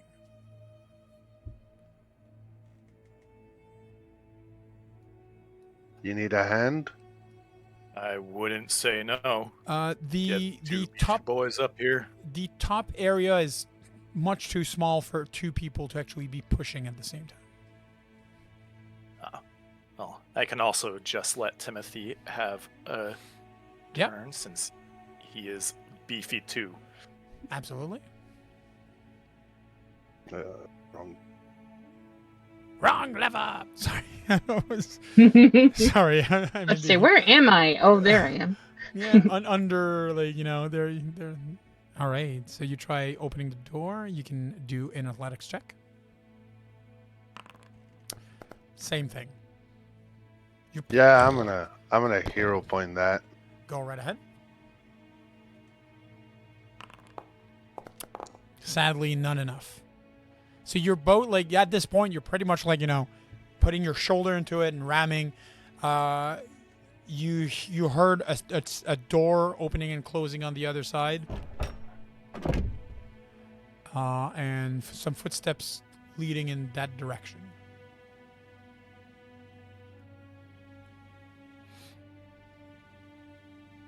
Well, feels like our options are see if we go around or bust down the door the hard way. Here's Johnny style. What would you do?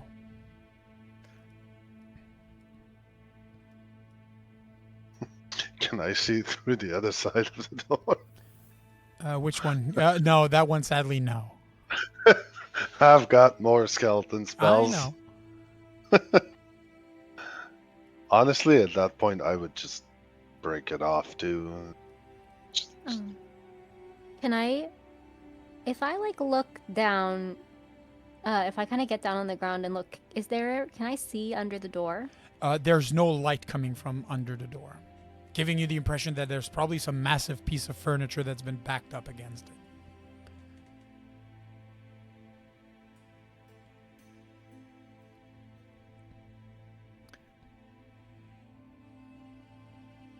Let's try the other way. Maybe it connects on the other side.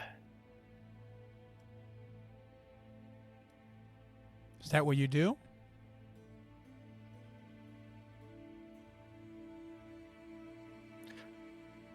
Well, Timothy's at the top of the stairs in the position. It's locked, I think. Which one? The second one? This one. This one is the one No, that you've been trying. I've tried this one at this instant. Yes. Yeah, this one. This I'm one is saying the let's- one that you've been trying to open since, since you got on Left. Oh, right. Sorry. there. It's fine. Don't worry about it. The other one opens. So you are into what seems to be an attic. There are multiple windows, and there are multiple boxes that seems to have been freshly moved there. Perhaps about like 6 or 7 crates, like this one here, this one here, this one here, and so forth. Like you can see them and identify them. The rest is either cobwebs or wooden planks in order to that are normally made to do coffins.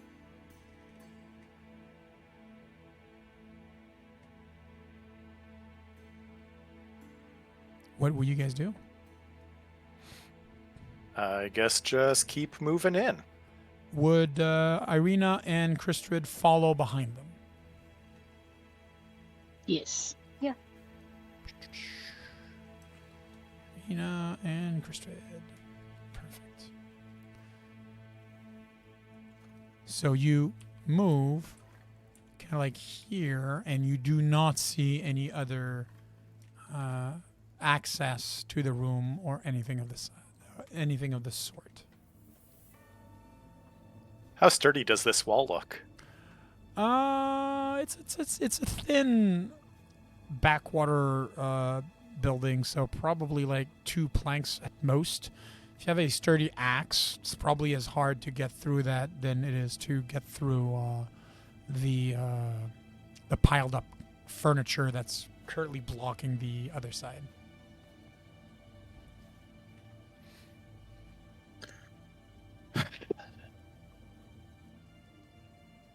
How do you want to do this, Kristrid? You were right on the fortification call. Thank you for saying so.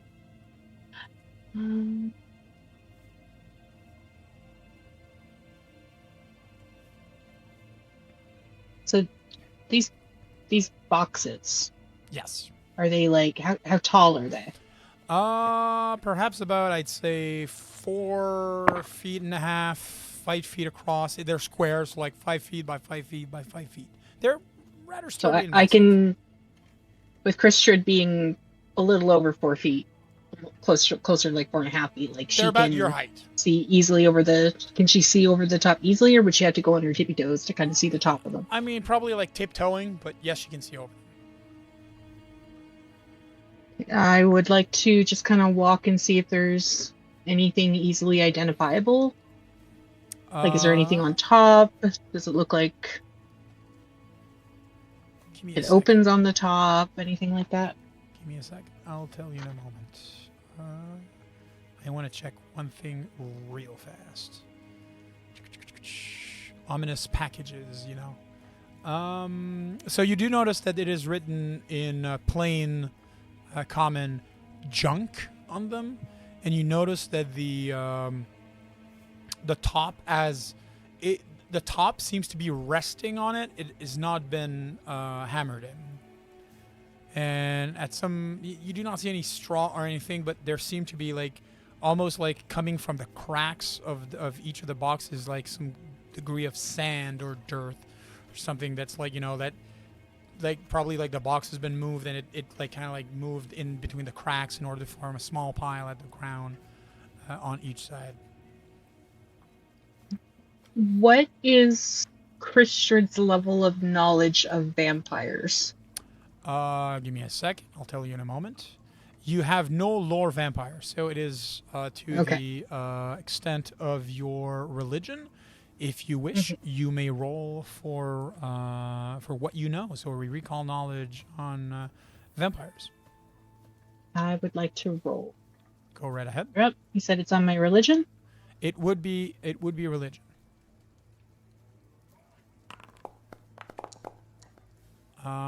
It is a DC 21, so that is a pass. Ooh. What piece of information would you like to know about vampires? Does Christian know about the importance of the ground, the dirt, when it comes to vampires? Sasa knows, but I want to know if Christian knows, so I don't metagame. Not a problem. So do you guys remember where the bestiary tracker is? Mm-hmm. So you should see in it, in the undead section, vampire spawns. And I will give you the passive for the coffin restoration of the vampires and how it works. Does that satisfy your curiosity? Eventually, once I can find it. Is it the compendium? Oh, bestiary. Haha. Bestiary tracker is what you're looking for. If you wish, I can bring it Bestiary up for everybody. Yes, please. All right. We'll be here all night if I have to look. If I'm looking for it. It's fine. Just give me a second. Thank you, Crit. Can I link it to the... And of course, I cannot find how to share it with anybody. So I'll just read it. Vampires are not linked to any specific sacred ground upon which they once threaded or anything of the sort. They do need a resting place in order for their coffin restoration to succeed. And this is normally a place that needs to be filled with ground or dirt or something of the sort. You do know that... no, that's about what you know. I will, or Christian will kind of come to the realization of, oh crap, and slowly go, oh, yeah, this kind of looks like a dirty place here, while looking over to the guys and like eyes wide, going, and like going for my warhammer to take my warhammer out. Excellent. You take your brother's warhammer in hand. What would everybody else do? Seeing Krista kind of like nervously reaching for her weapon.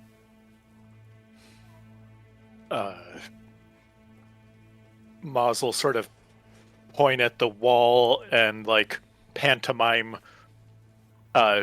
sort of grabbing and ripping it apart, and then like a questioning look. She seems to be grabbing her weapon. Yep. And I'm indicating over there. You like moving over there? Yeah. We should. Not just like Christian just like nods. Okay. What about Timothy and Irina? Timothy? Irina's gonna grab Irina. her. That's okay. She's gonna put her hand on her rapier and kind of squint, just keeping an eye out for where they're going in case backup is needed. So somewhere like here? Ooh, always forget there's a map. Wow. Probably like here. Gotcha. What about you, Timothy? I'll send the skeletal soldiers as a backup to help if I can unselect my token. Good. Okay. Maz, I see that you backed up your character a bit. What are you doing? I'd been hoping to back up to get a nice runway to charge into the wall. Okay. And then But now moved in Kristrid front. Kristrid and the undead guy like stumble in front of you I as moved. you like I lined moved. and they moved. So you're able to run into the wall. Yep. All right. You do not need to roll for an attack. This is instantly damaging the wall itself. Let me just do one thing real quick. And because I want to see one thing. That's what I want to do. All right. And you may do your damage on it.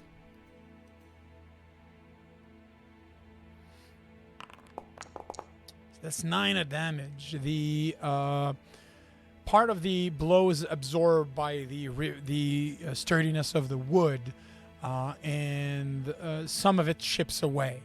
I mean, you know that if you're starting this, you're going at it for perhaps like a solid like 5-ish minutes, and like everybody can hear this like muffle like boom on the wall. It's enough that. On the rafters, like there's this like small drip of dust that's accumulated because like the whole building somewhat like shifts a bit under like the sudden impact that on a place that it's not supposed to have. You line up another shot. as I take a moment, you can come out and we can talk, or we can tear this place down. And then, yeah. Okay, you can roll damage again.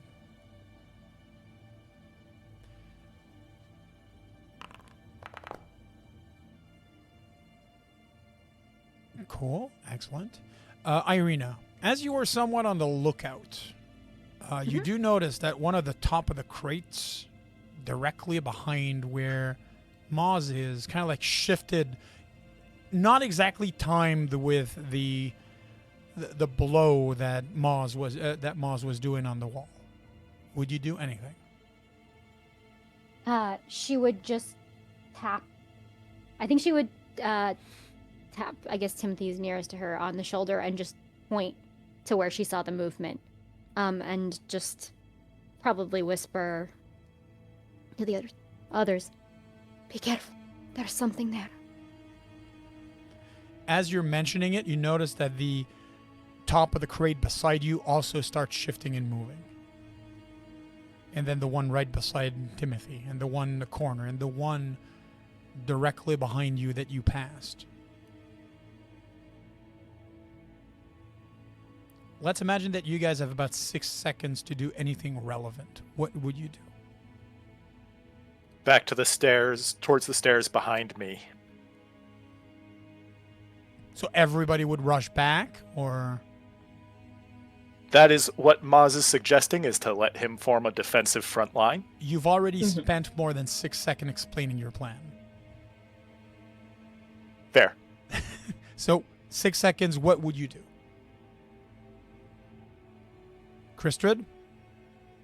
I want to move back. There's no like holes there. Like he didn't make it through the wall. You said, No. right? No, it's chipping away. That's probably like the first layer off, but like it's been about like 20 seconds that he started like hammering at it. So if I'm noticing that things are coming out of those boxes, I kind of want to position myself in a way where I'm going to be able to see people to send healing to, in case this is what I think it is, and also like not have something coming at me from behind. Moz, what would you do? Maz is going to try to position himself sort of central to take as much attention as he can. Okay, Irina. Going to move forward. Can I hold? Can you hold an action, you mean? Yeah. What would be the action that you'd be holding? If something comes out to trigger an attack. An attack, not a problem, as long as it takes one action. Yep. Cool, because you've moved and you've moved. You're holding an action, Yep. So perfect. Yep. And what would Timothy do? I will skedaddle up to.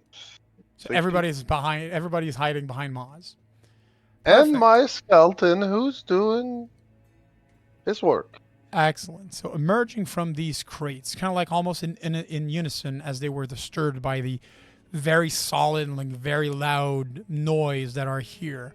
You see these disheveled men. You've seen the same type of individuals before when you fought Doru. These people are vampire spawns. And so we will be going to roll initiative. Called it.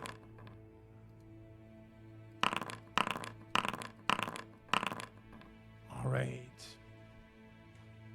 Wow, we don't know much about these things. No, you do not. I will also remind you guys, if you double click on the token, you will have access to the bestiary sheet of it. And Moz, you will go in rage. Perfect. We're still missing Irina for initiative.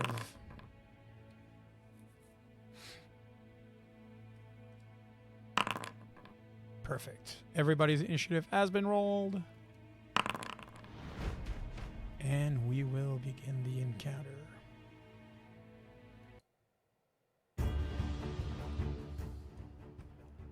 First is one of those vampire spawns springing out of his coffin. This first action that it does, kind of like leans and like it seems to be almost like perched like a cat or a crow on the edge of the crate. He looks at you for a second and seems to be hissing, taking stock of all of you here gathered that is in front of you. He will disregard the skeleton and go straight for Kristrid. If the skeleton doesn't have an attack of opportunity, so you may not take it. Timothy, do you have a reaction? No, to I do it? not. Perfect. So the first action, second action, and his last action will be to attempt to attack Kristrid with a very like gnarly claw, just like shing, slashing at her.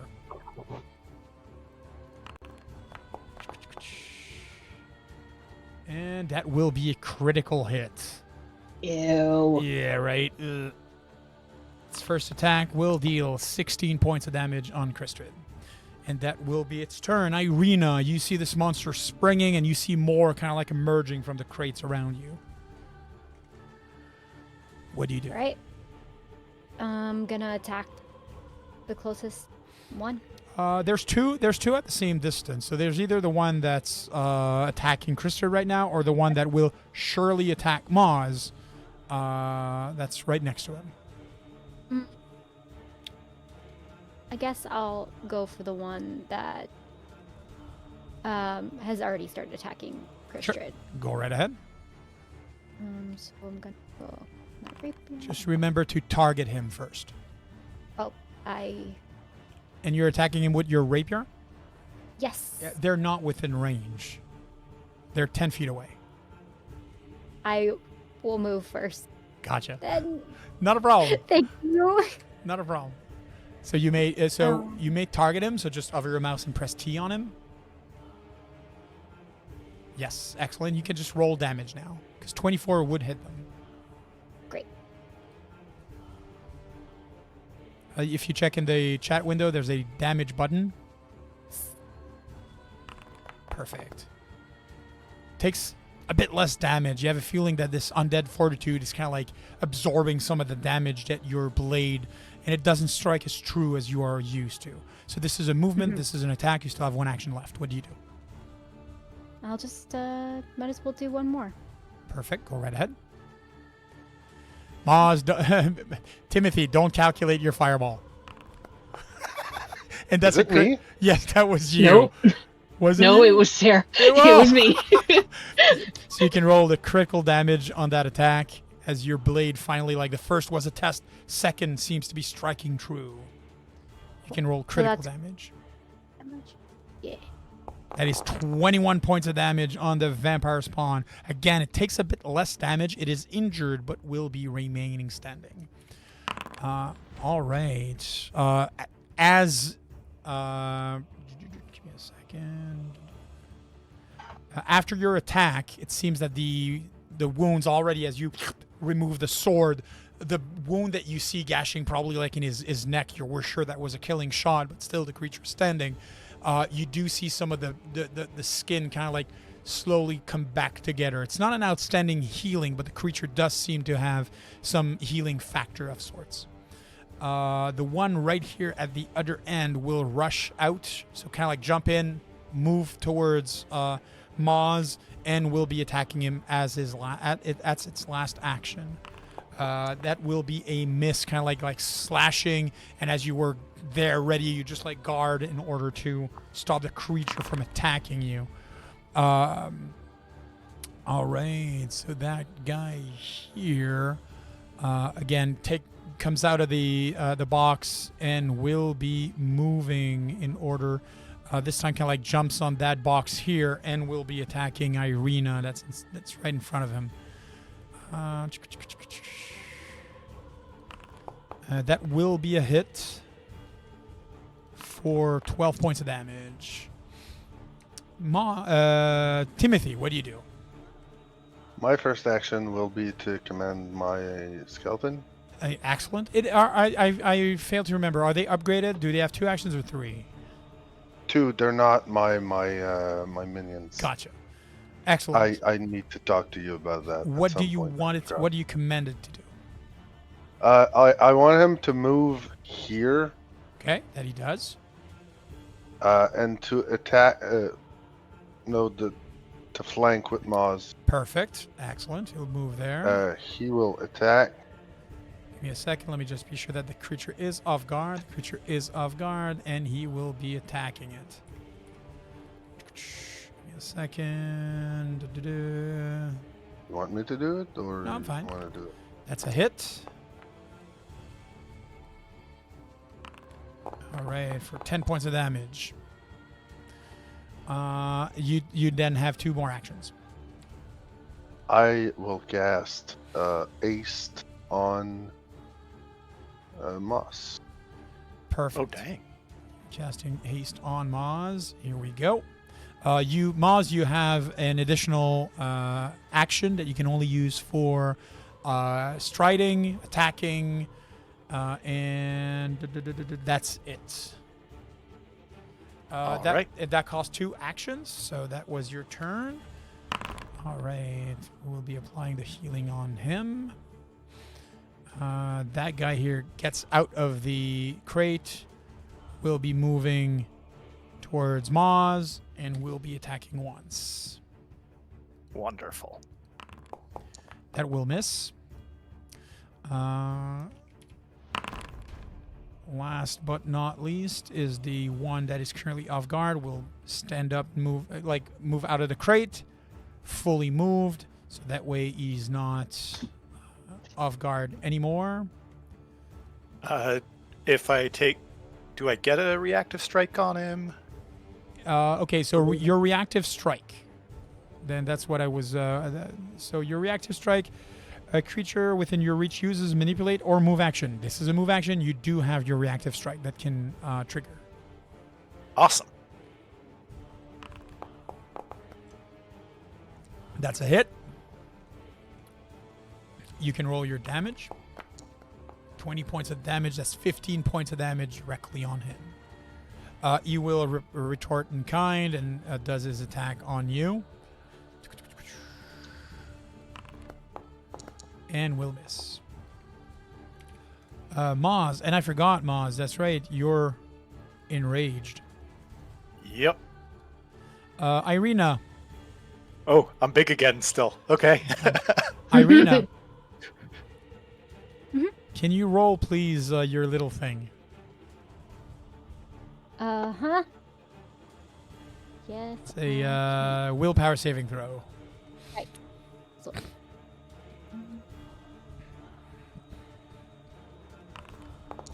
You passed, and that's not a critical success. All right, so at least 10 rounds. So we're good with that. Perfect. So, Maz, it is your turn. You have 4 actions. What do you do with them? I am going to first try and take down the one that tried to flank me. So Okay. I'm just going to grab and do the... It's going to try and bite me. I'm going to try and bite it. Sure. And we'll do this as an intimidating strike. So 2 actions. Perfect. 2 actions. For everybody wondering, by the way, if you check the chat, normally any ability that are used are going to be written there, so you can see them as you do. Sadly, though, Maz, Yeah. that would be a fail. Do you use a hero point on it? I am not going to use a hero point. I am just going to bite 2 more times. Excellent. Go right ahead. Second attack will miss. Come on, Nat, this 20. So you're turning around. You're a bit more massive, and you're just biting, and the vampire spawn notices that you're growing bigger, makes it a bit easier for it to just dodge out of the way as you're biting, and just it's very close calls, as in the bite comes in and you just as he dodges out of the way. Sadly, none of your attacks connect. That guy already acted. I'm just going to change its initiative to be sure that it has the same initiative value as you, Timothy. Okay, and we're going to go here. It already acted. You acted. Kristrid, what do you do? I have a technical question. Go right ahead. I know you can only do one spell a turn. No, you cannot just do one spell a turn. As long as you have You can the do action one. economy for it, you can do multiple. And we've got 3 or 4. You have 3 actions, yes. Okay, perfect. Just be So mindful. Just be mindful. Mhm. Casting a spell is a manipulate action. Most reactive strike or attack of opportunities are triggered by using manipulate actions. Okay. So there's a chance that the vampire spawn beside you might be able to attack you. Oh, fun.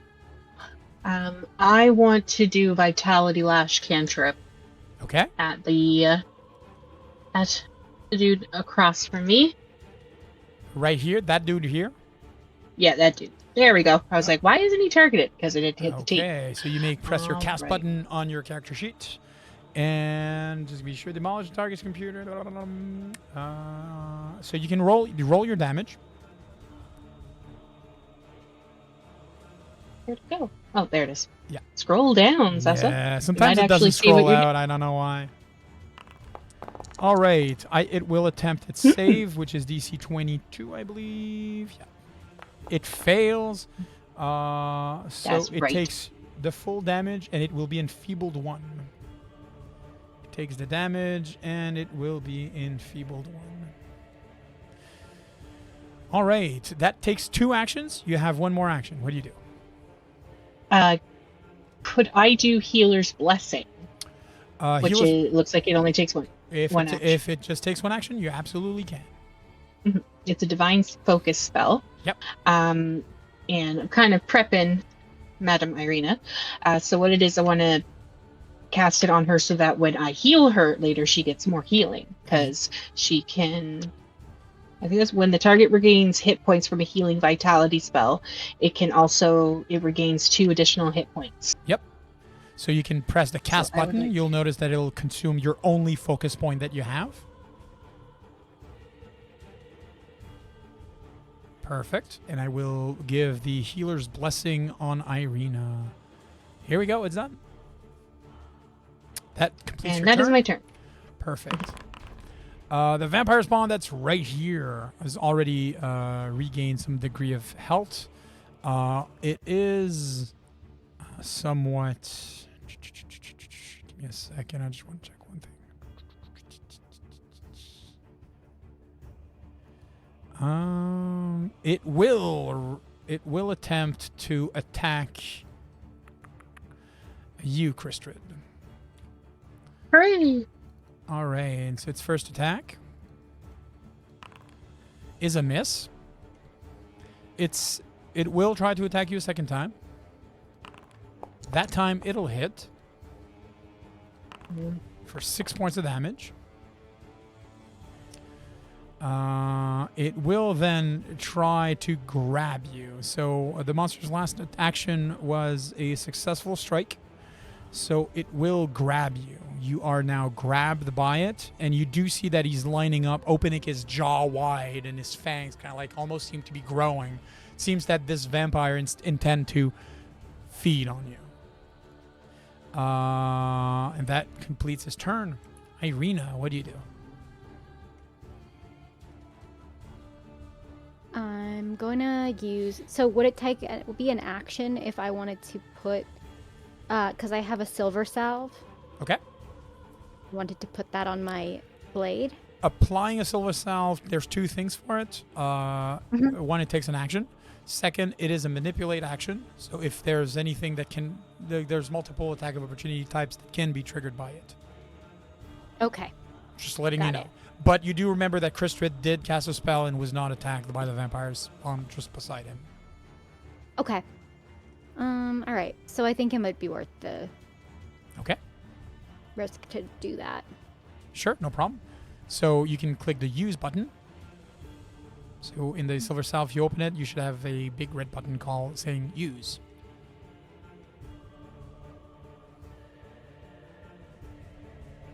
Yes, I do. Perfect. So you use the silver salve.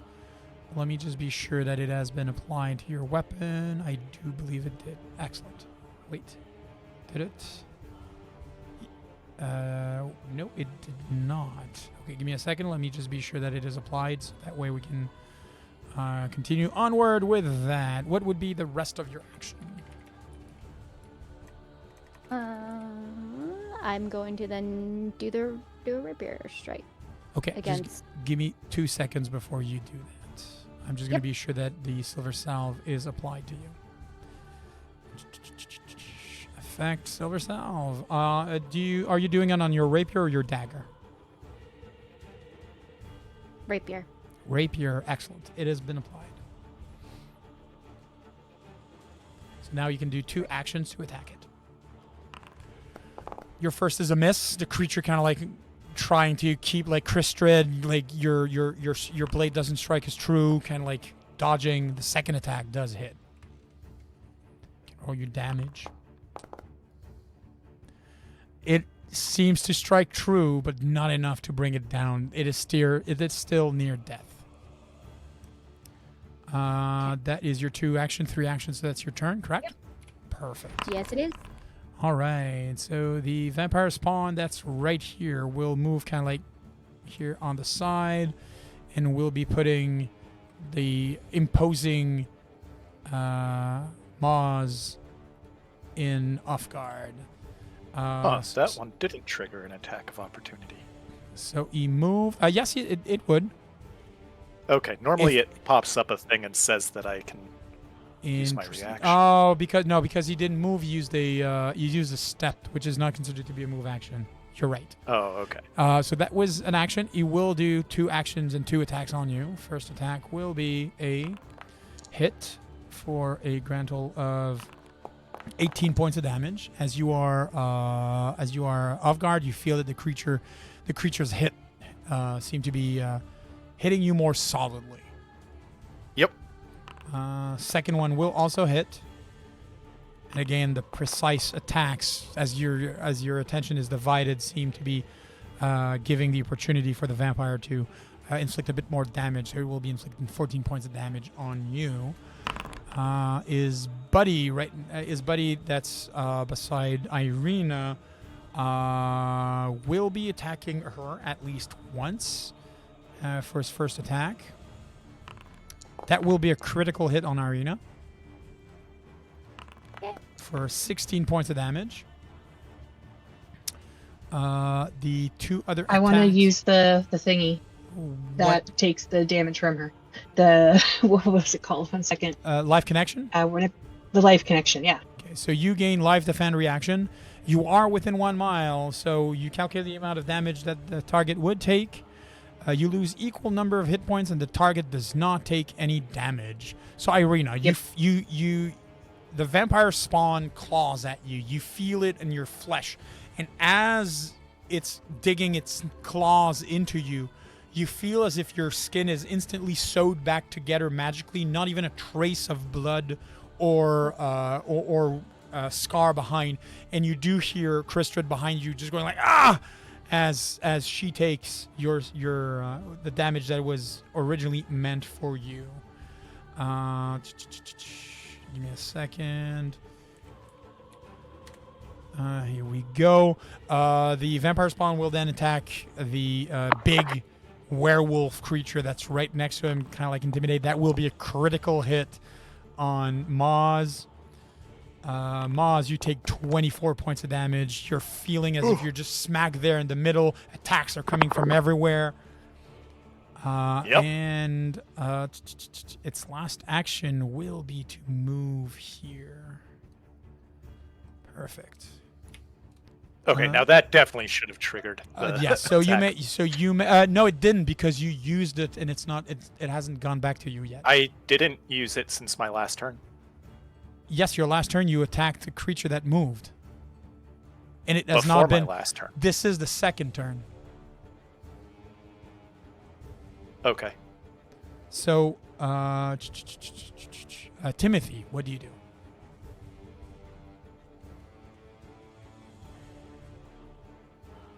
Timothy? Oh, okay. Sorry. Not a problem. First action will be to Commandeer compel your my skeleton warrior go here. and to attack. Give me a second. Let me just be sure that the enemy is off guard, and you may do the attack. Is it? Yes. Yes, sir. That is a hit for 20 for 22 to hit. 8 points of damage. Just barely doing like a little scratch. And I will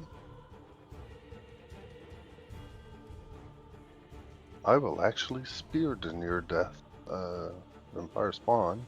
The one right here? Yep. Perfect. So you twirl around with your spear and just like shank at him. That 20 hit to it, that totally hits. You may do the damage. The vampire spawn hisses as you score directly in his chest. You see him for a second. His shape seems to be changing for a second, but as he is still a very, very new vampire, he just simply turns to dust and falls down to the ground dead. That was your first action. Second action, you still have one action. I'm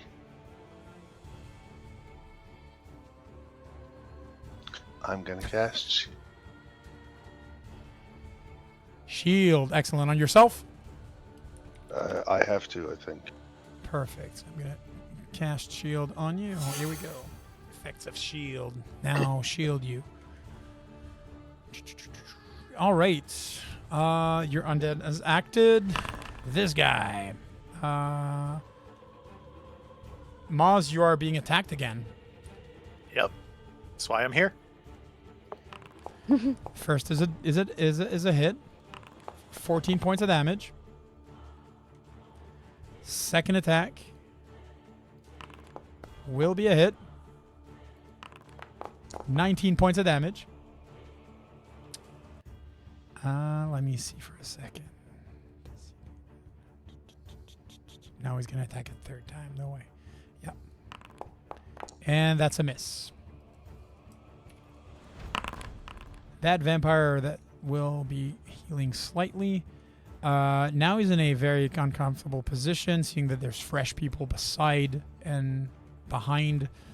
He'll be going here, and will be attacking Irina. You know what? I think he's going to be like going all the way here. And will be like, trying to, like he's bouncing from the crate, going around the circle, and just like being sure that he's able to attack all these three if he wishes. His first attack will be on Irina. That will be a miss. Kind of like in the same swing, he's going to try to sneak a little hit on Timothy that's behind, and will also miss. Maz, what do you do? Maz is pretty pissed right now. Oh yeah. So this one that's kitty cornering closest to getting him into a flank, he's gonna just sort of like try and swipe the back of its head down and bite into the back of its neck. Sure. And we'll do this as an intimidating strike again. Go right ahead.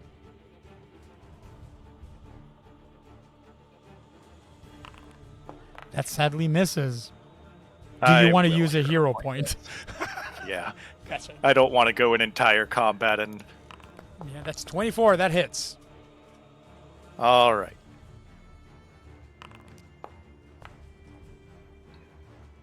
$15 points of damage. Perfect. And then... So it becomes frightened 1. Yep, give me a second. Let me just do it. I will rip and tear for my second strike. Go right ahead. That is a hit. So now it's frightened 1 and has a d6 bleed. Yes, sir. Sadly, it is not affected by bleeding damage. Well, we'll try and hit it again with our third attack. anyway? Like visually, like you do see that he's like, you know, technically there should be profusely bleeding from like the gash that you created. It's not going down. Takes the damage. All right. Oh, it went for claws rather than bites. Whoops, hit the wrong button on do my you want attack to rolls. do you want to redo that, or No, because it would have affected my attack rolls. perfect? And that concludes your turn. That concludes my turn. Excellent. Kristrid, I will remind you, just for the sake of this, that you are currently grappled. Grapple means that if you wish to do a... Didn't the thing grappling her die? oh, that's right. The thing that... well, never mind. You are not grappled anymore. I'm saying stupid things. How do I... why are you still grappled? Give me a second. Let me fix this. Effects. And effects, you are not grabbed anymore. And I will remind you that healing spells do wound undeads. That's my next plan. I wanted to do the healing, but do the level 3 one, where it comes out in a 30-foot emanation, and I was checking and I can hit everybody. Perfect. So, you may cast that. And do I target everybody or just target myself? It will target once you drop the template on it. So if you cast a spell, Okay. you see that heal 3. Use the heal 3. Roll down, roll down. Heal 3. And you should see Place place 30-foot 30-foot emanation. emanation. Gotta move my out of the way. Hey, everybody. And it should give you... it should ask you, do you want to target everybody? Once you've Put dropped it down. I put it down and I have dropped it, but it has not asked me if I want to target it. Okay, give me a second. Let me see if I have the same thing when I do that. 30-foot emanation. You want to place it here. It's asking me if I want to target everybody. So, It just doesn't like me. it just doesn't like you. I don't know. So you're going to have to manually target everybody. Okay, so that's the teeth. That is indeed T. And you hold shift, and then you press T over all the targets. I apologize to Mr. Skeleton. He is... You're missing one right here. Got it? Oh, yeah, I see it. Perfect. So you can roll damage. Roll /healing/damage. Okay. All right. So he takes damage.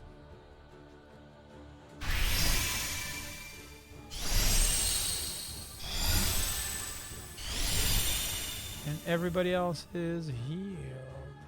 Oh, the undead No, you're missing. skeleton. Yeah, you're missing mine.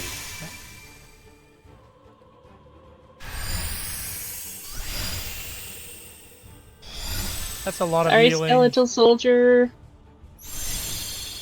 All right. Fine, he's still up. Everybody has got that healing. Perfect. That ends your turn. Irina, what do you do? I've got a rapier. You've got a rapier. Yeah. I do, and it's coated in silver now, so we're not Yes. going to waste that. Yeah, well, you still have 10 charges on it, or 10 turns of it, I think. Great. That. Oh, sorry, no, 59 minutes remaining. You're fine. Oh. P. There we go. That is a hit.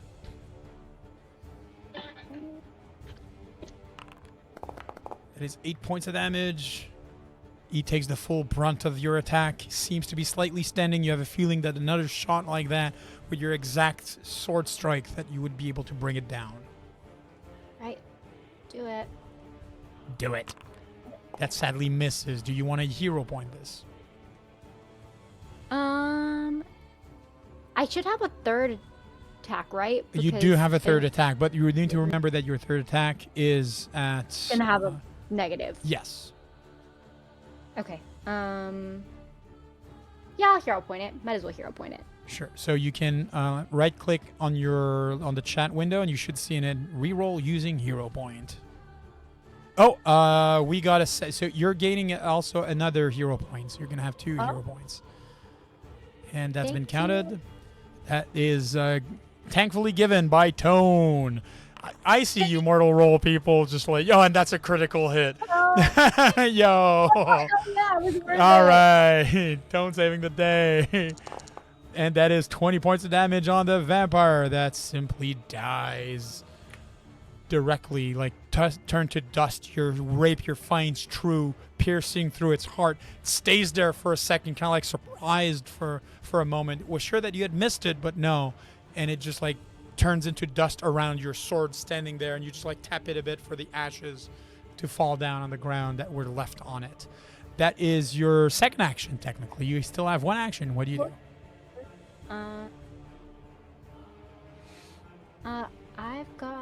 I have Christian right near me, and she's been doing a lot of stuff. So I'm actually no, the 2 act.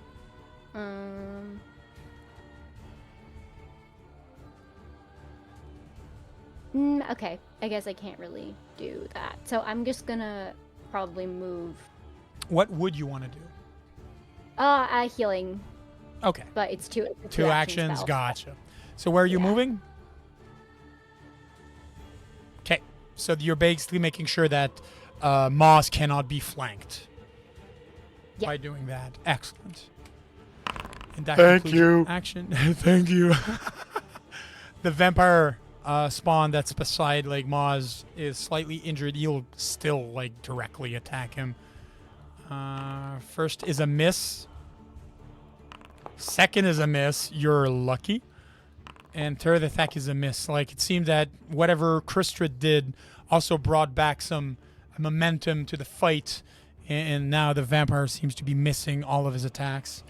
The second vampire spawn, second right here, will be healing slightly from its wounds, as should, and he's right in front of both Moz and Irina. His first attack will be on Irina. That will miss. Second attack on Irina. And that one will hit for a big 14 points of damage. And his third attack will also be on Irina. And that will be a critical hit Alrighty. for 20 points of damage. Cool. All right, so that's his action. Timothy, what do you do? Your shield spell automatically fizzles out. Yeah. My first order will be to move my skeleton there. Sure. In order to be able to He flank. will attack. Just be sure, give me a second. You are flanking, so everybody's off guard. Cool.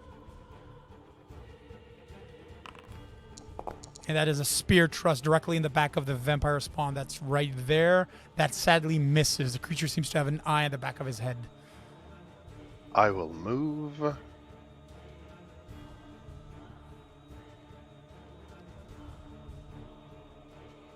I'll Excellent. attack with my last action. Go right ahead. And that will hit. That's 14 points of damage. That's a lot of damage. The vampire spawn takes it.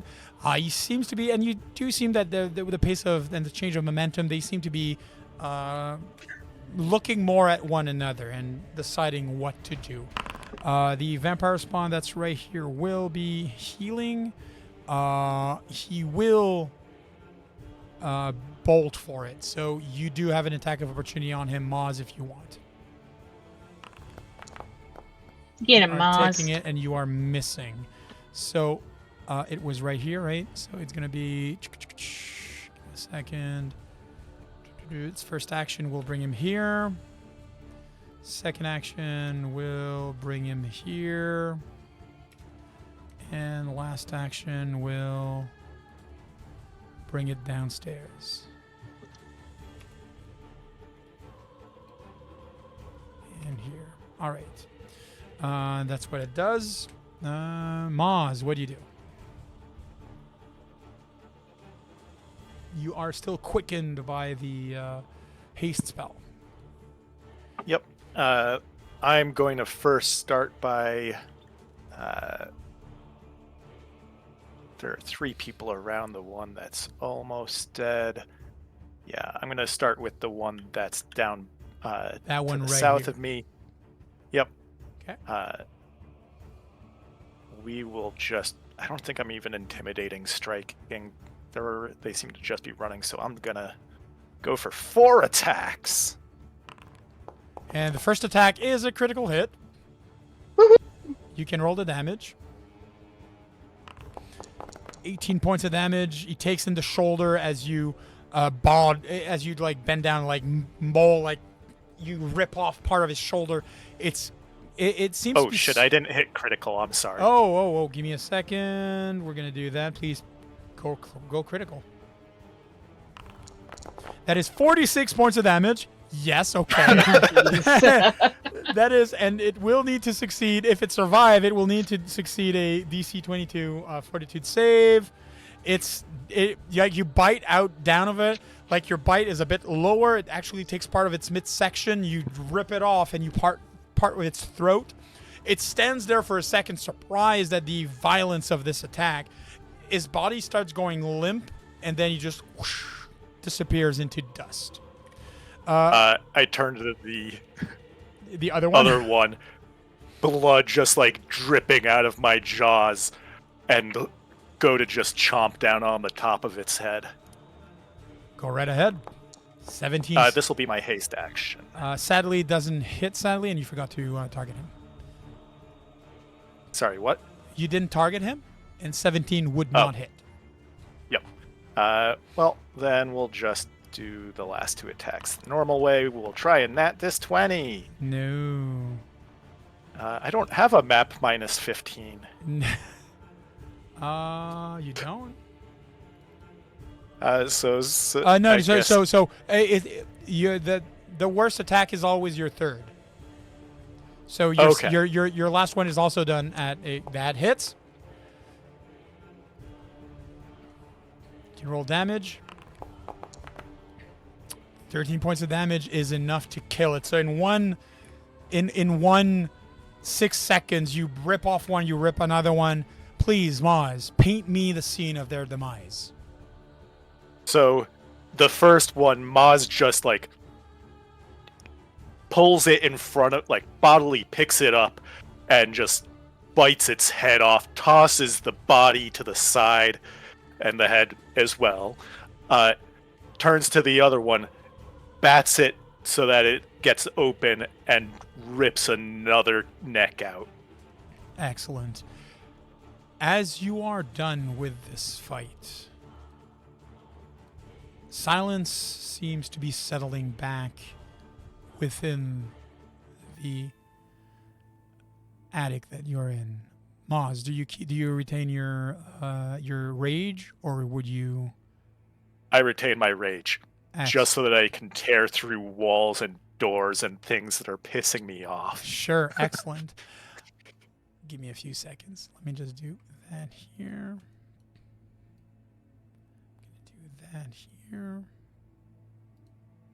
So since I can, oh wait, no, I can. Aha! Give me a second. I just remembered that I can do something. I'm gonna need that here. I'm gonna need that here, and I will. So you tear through that wall. I can make walls disappear. I forgot. Superpowers of DM. So you notice in that wall, in that room, that there's no one. And that part of the window here, part of the window here has been removed, bolted off. So basically like the screws have been removed. And there's a rope that dangles outside into the alley below.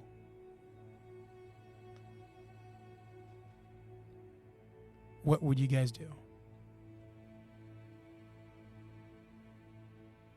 Maz takes a deep breath and lets his rage drop. As he does, he shifts back into his human form.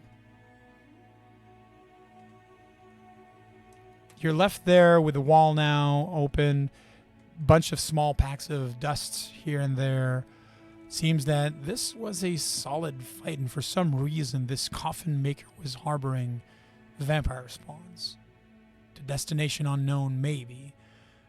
But thankfully, as you walk inside of the room and look about for a second, you do notice that there is the sacred ossuary of the bones of St. Andrew that he left behind in his room. Clearly a bit too big to pass through the window and like be able to tumble down without probably breaking his neck or anything of the sort.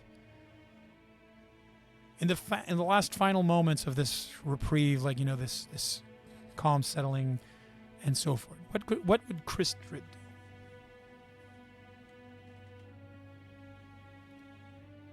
do? Kristrid's just gonna walk in that room with him Okay. and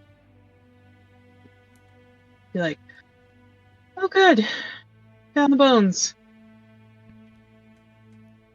Perfect. What would... Yeah.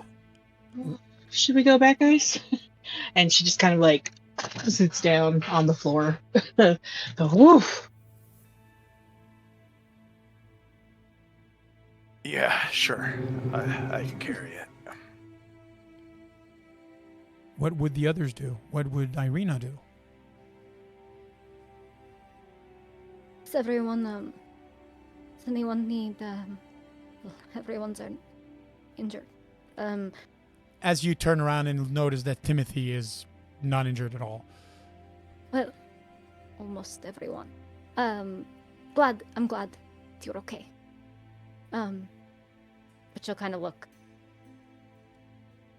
I think she would follow after Kristrid and Maz, because they are definitely very injured. And What? No. No idea what you're talking about. I feel fit as a fiddle. and she would try to do some healing. Go right ahead. Would you do any healing before moving outside? On myself? I mean, like Kristrid, on yourself. Like, is the intent to go somewhere else in order to heal, or you would heal right away before moving elsewhere? Oh, yeah, that would be the idea. Would be to heal it as soon as possible. So I'm You just move gonna in. You come in here, Irina, Oh yeah, I'm gonna move. or you we go all. out there. That's fine. It's fine. Yeah. That way, I can do some healing on you guys too. And Timothy, if you could keep Mr. Skeleton outside, so I don't accidentally hurt him again too. I I appreciate it. think he despawns actually at some point. Perfect. Bye, Skelly. Here we go. He's gone. Yes, Timothy. While they are doing this, I would roam around a bit for information as to why there are weird. Before you press healing and so forth, remember to target them, Kristrid. Perfect. Now you can do heal 3 and your roll healing / damage. Ooh. Perfect. I'm gonna use my. Oh, Irene still has the healer's blessing on her. Oh, cool. How long does that last for? Healer's blessings, technically 8 rounds, so a few more minutes, probably like 2 more heals, and that's gonna be great. That is a nice spell. Excellent. Irina, you use Soothe on Maz. You do see some of his healing, like some of his wounds, like closing, but like he's a massive man, and the amount of punishment he took is impressive. She's gonna also give him she has a couple of healing potions. Sure. Okay. I'll just remove all. Thanks, yeah. Perfect. 3 points of healing. Kristrid, would you reuse the healing that you just used? If you want, rather than doing it, we can just go average, because I think it's going to be easier that way. So, Yeah. So increased. Give me a second. You are casting as a 3rd level spell. So that would be 3d8. So that means 12 points of damage, everybody. So if you use it twice, everybody would regain 24 hit points. Is that okay with you? That's okay with me. 24. Yeah, sweet. Yeah, I'm just doing it for everybody. Just give me a second. Okay. All right. Oh, I feel miles better. Thank you both. All right. Timothy, as you've been, like, letting the people kind of like do their healing and so forth, you've been milling about outside. There doesn't seem to be any paperwork, no ledger, until you reach the staircase where everybody slowly, like, will eventually get to you. These crates come directly from Castle Ravenloft, and they seem to have been a special order from Lady Wachter.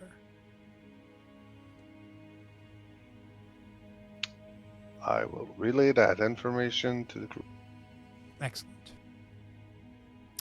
So Lady Wachter could be a pen name for either the Lady of the Land or... Lady Wachter is Fiona Wachter. She is...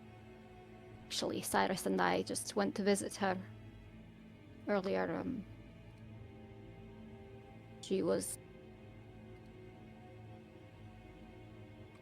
She's a very calculating woman.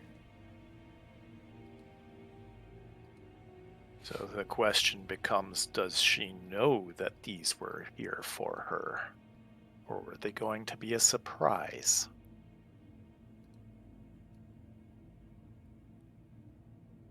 The question.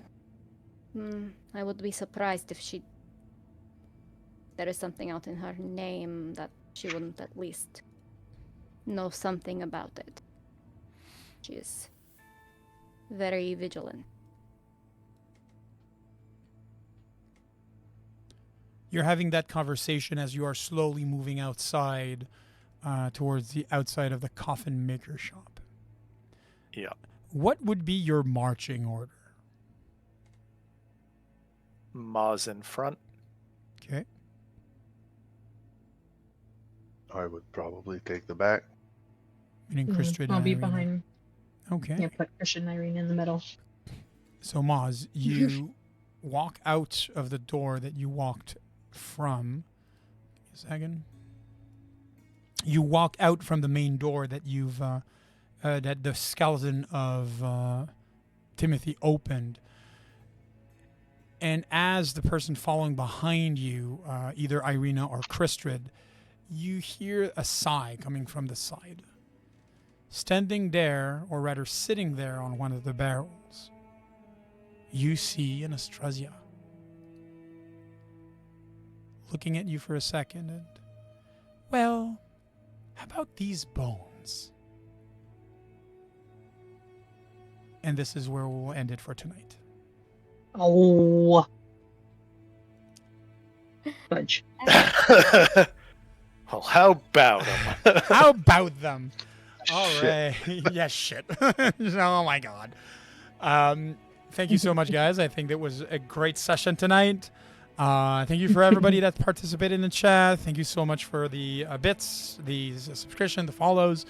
Everything like that is always appreciated and helps the channel grow.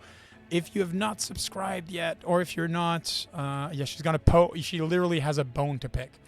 If you are not yet on our social, please just don't hesitate to join us on Discord.